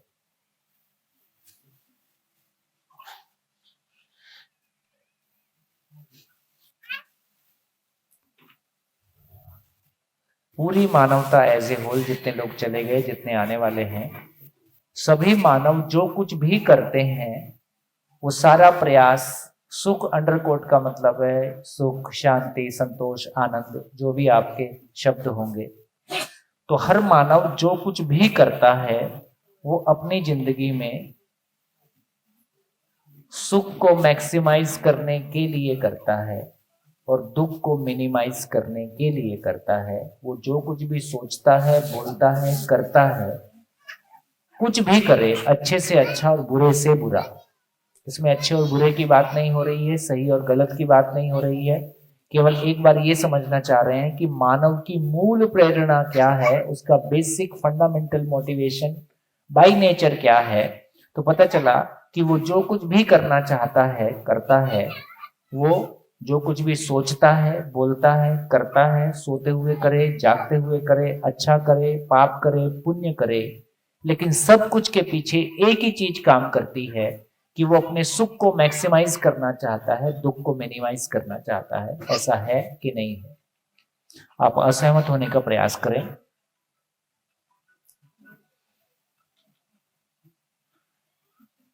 दुनिया का हर मानव जो कुछ भी करता है अपने सुखी होने के लिए करता है। यदि इसी लॉजिक को और एक्सटेंड कर दें तो मैं ये भी कह सकता हूं कि आज तक आपने जो कुछ भी किया है अपने सुखी होने के लिए किया है, आपने किसी के लिए कुछ नहीं किया है। आप असहमत होने का प्रयास करें।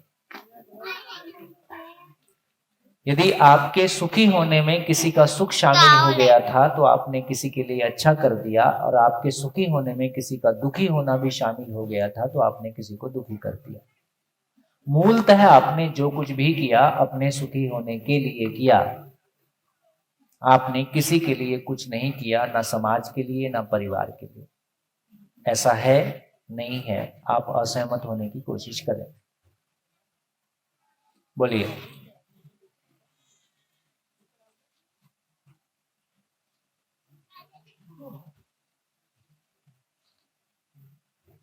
हाँ जी।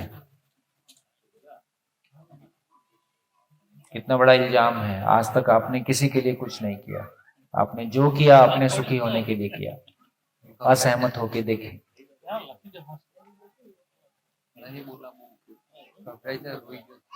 बोलिए बोलिए। महिलाओं ने तो बहुत परिवार के लिए बहुत कुछ किया रहता है। बोलिए, माइक उठाइए। उठाइए उठाइए, माइक उठाइए। जिसको भी लगता हो कि मैंने किसी के लिए कुछ किया है वो माइक उठाए।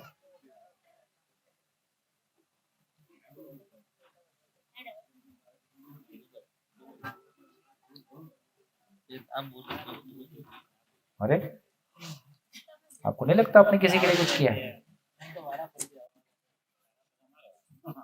जिसको भी पूरी क्लास में ये लगता है कि मैंने किसी के लिए कुछ किया है, दोस्त के लिए, समाज के लिए, बीवी के लिए, बच्चों के लिए, वो माइक उठाए।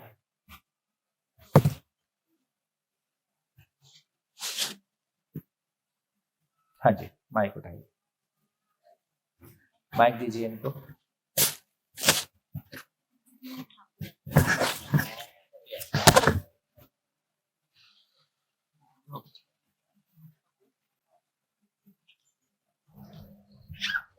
भैया, ये मैं ना तो सहमत होने की कोशिश कर रहा हूँ ना असहमत। बात ये कि मेरा जो प्रोफेशन है वो ऐसे डिमांड करता है कि कुछ पब्लिश करें, रिसर्च की पब्लिकेशंस बोलिए। तो वो रिसर्च जो मैं करता हूँ वो है, मतलब ये जो मल्टी ड्रग रेजिस्टेंस की बात चल रहा है इन दिनों, तो मैं कुछ ड्रग खोजने की काम करता हूँ और कुछ कुछ हो पाया है अभी तक, पर हाँ बहुत दूर है दिल्ली, ये तो बात साफ जाहिर है। आप किसी उसमें फार्मास्यूटिकल में काम करते हैं? नहीं, मैं तो यूनिवर्सिटी में ही हूँ, में काम करते हैं, फार्मा में। हाँ, मतलब मेरा मेडिकल रिसर्च में ही काम है। तो जब मैं पब्लिश करता हूँ वो बात, वही इंफॉर्मेशन कई बार साइटेड होता है। ये तो सिर्फ मेरे लिए नहीं, सभी के लिए एप्लीकेबल है।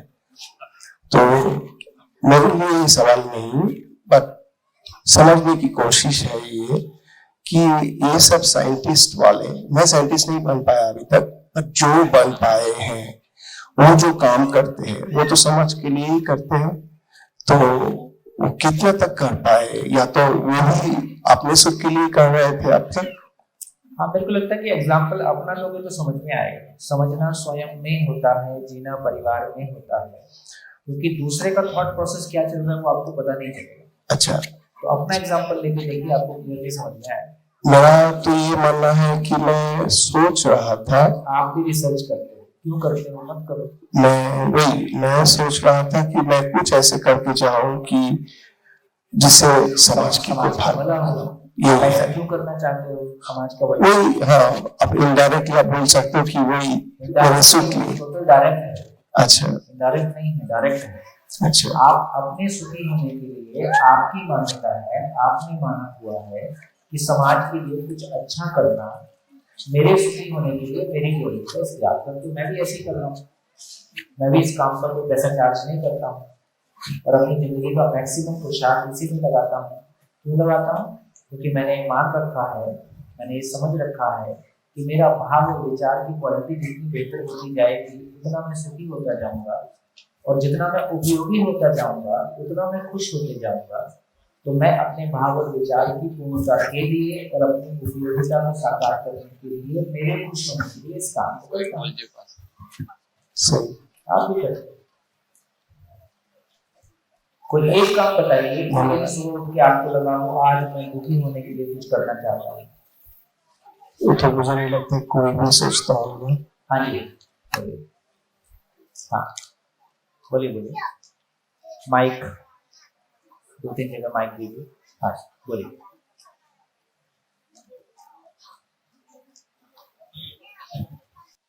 हेलो, सर मेरा नाम ठाकुर विक्रम सिंह है।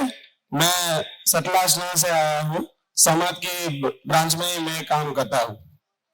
सर बहुत से लोग ये कहते हैं कि मैं इसके लिए ये करता हूँ, उसके लिए वो करता हूँ, लेकिन मैं अपनी बात करता हूँ मेरे घर की।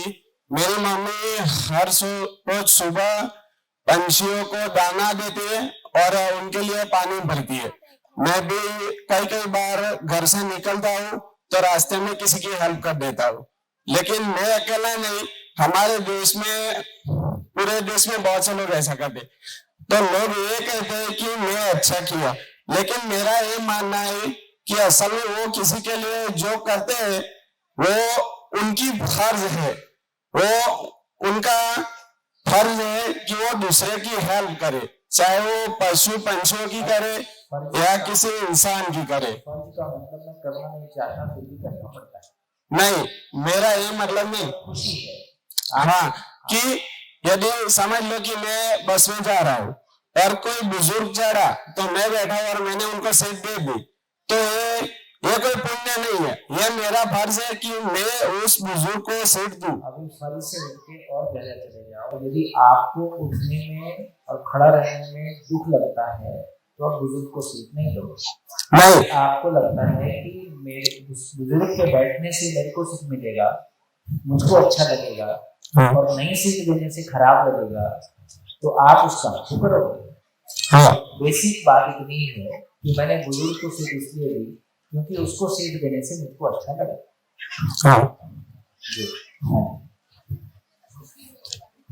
हेलो हेलो, हाँ भैया नमस्कार, मैं बागनी शुक्ला वडोदरा से हूँ। तो आपने जो प्रश्न किया उसमें माँ जो होती है वो बच्चों के लिए सुख या दुख नहीं देखती, वो हर काम बिना सुख और दुख के करती है। तो मेरा दूसरों के बच्चे के लिए वो भी करती है, ऐसा नहीं है। बच्चे जब देखते हैं, इसका मतलब ये हुआ कि जितने निष्ठा के साथ आप अपने बच्चों का पालन पोषण करते हो, क्या उतनी ही निष्ठा के साथ दूसरे का भी करते हो? किसी का मैं तो करती हूँ, मुझे बच्चे बहुत पसंद है। आपको बच्चे बेशक बहुत पसंद है, पर उसकी एक सीमा भी है। इससे ये समझ में आया कि हम अपने बच्चों को प्यार करते हैं, उनके लिए कुछ भी करते हैं, ऐसा करके हमको अच्छा ही लगता है, और उनकी कोई आवश्यकता है उसको पूरा नहीं कर पाते हैं तो हमको खराब भी लगता है। तो हमको खराब ना लगे और हमको अच्छा लगे, इसके लिए जो हमारी समझ में होता है वो हम अपने बच्चों के लिए करते हैं। तो सीधी सी बात है, आप जो कुछ भी करते हो अपने सुखी होने के लिए करते हो। आपके सुख में दूसरे का सुख भी समा गया तो ऐसा संभव है किसी के सुख में पूरे संसार का सुख समा जाए और किसी के सुख में संसार का दुख समा जाए। दोनों ही एक अलग अलग मानसिकताएं हैं, जिसको हमने संवेदनहीनता कहा है, संवेदनशीलता या संज्ञानशीलता भी कहा है। लेकिन आप कोई ऐसी कोई एक चीज करके बताएं जो करते हुए आपको दुख हुआ था फिर भी आपने किया था। ऐसा एग्जांपल लेके देखो, आपने किसी के लिए कुछ किया और करते हुए आपको दुख होता रहा फिर भी आपने किया।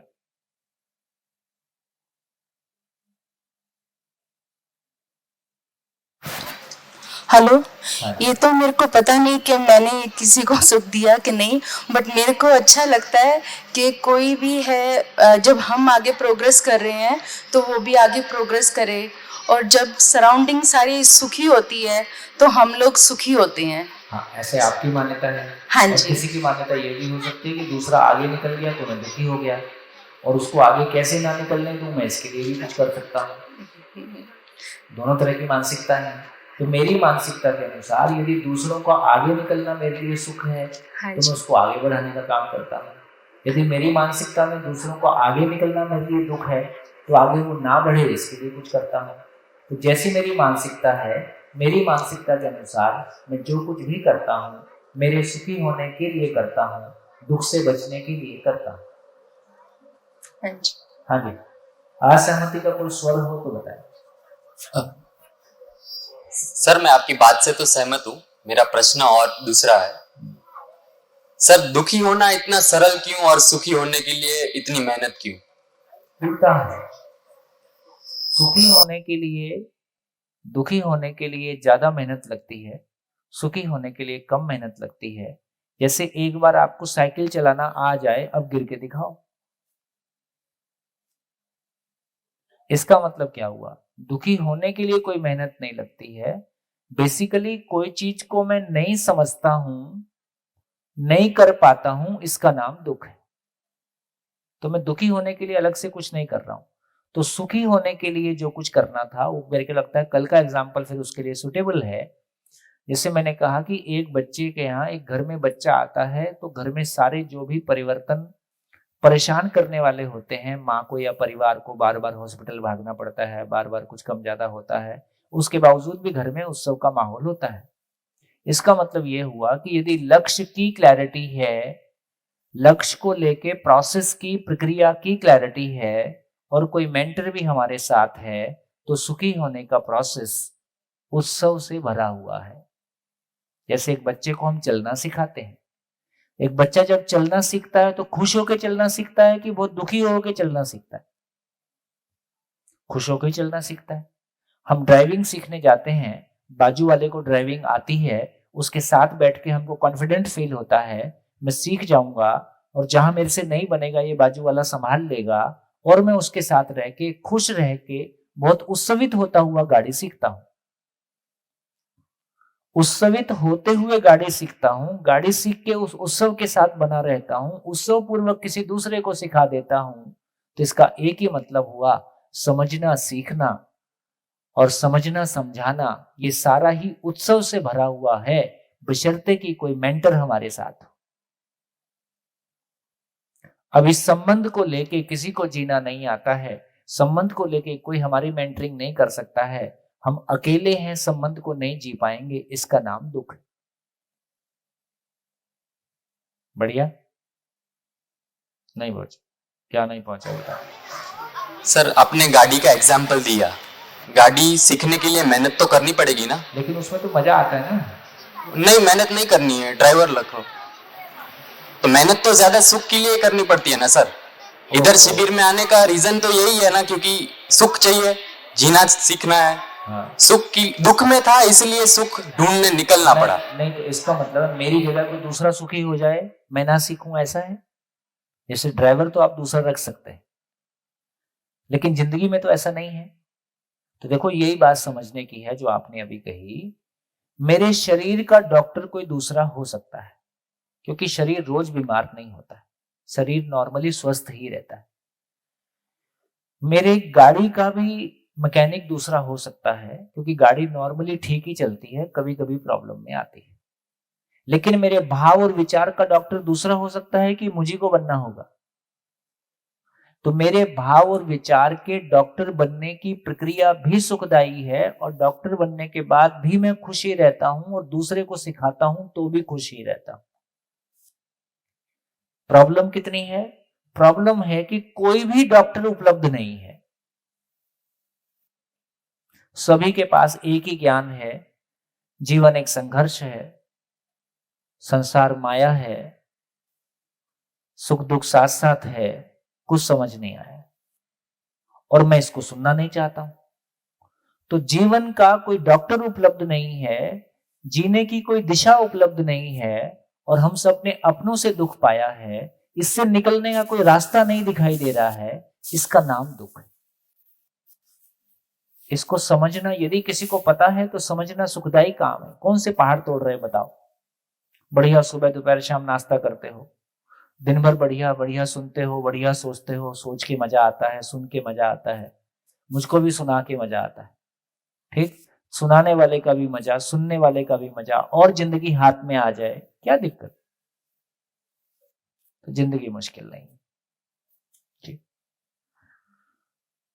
बढ़िया। और कुछ कहना है? हाँ जी, इनको एक माइक दीजिए। 4 साल पहले हमने मतलब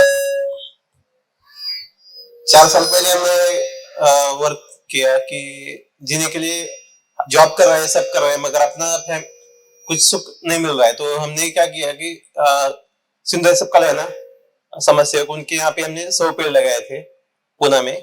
तो उन्होंने हमको बताया कि तुम करते रहो, तुम्हारा जॉब करके, तुम्हारा संसार करके जो करना है करो, तुम्हें आनंद मिलेगा उससे। हमने अभी 4 साल से हम कर रहे हैं, ब्लड डोनेशन कैंप लेते हैं, पेड़ लगाते हैं बर्थडे के लिए।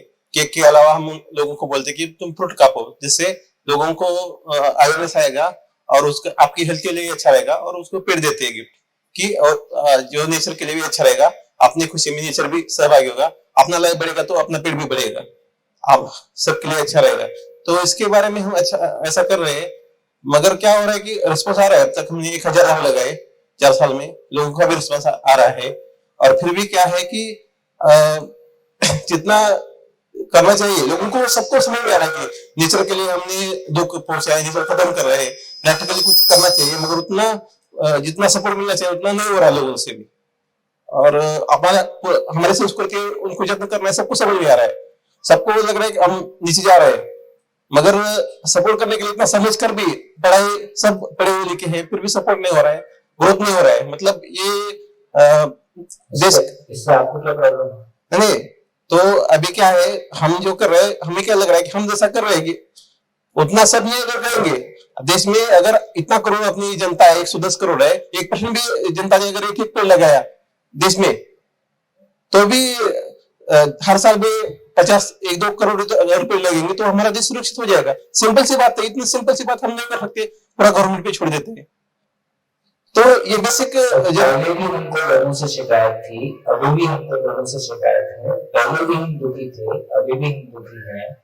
इससे यही समझ में आया कि संवेदनशीलता संज्ञानशीलता नहीं है, और पेड़ लगाने से आपके भाव और विचार हमेशा के लिए सुखदायी हो जाएंगे। समाज की सारी समस्याओं के सॉल्यूशन आपके पास आ जाएंगे, और इस आधार पे आपकी घर गृहस्थी हमेशा के लिए पति पत्नी में 100 पेड़ लगाने के बाद और 1000 पेड़ लगाने के बाद पति पत्नी में कभी असहमति नहीं होगी, झगड़ा नहीं होगा।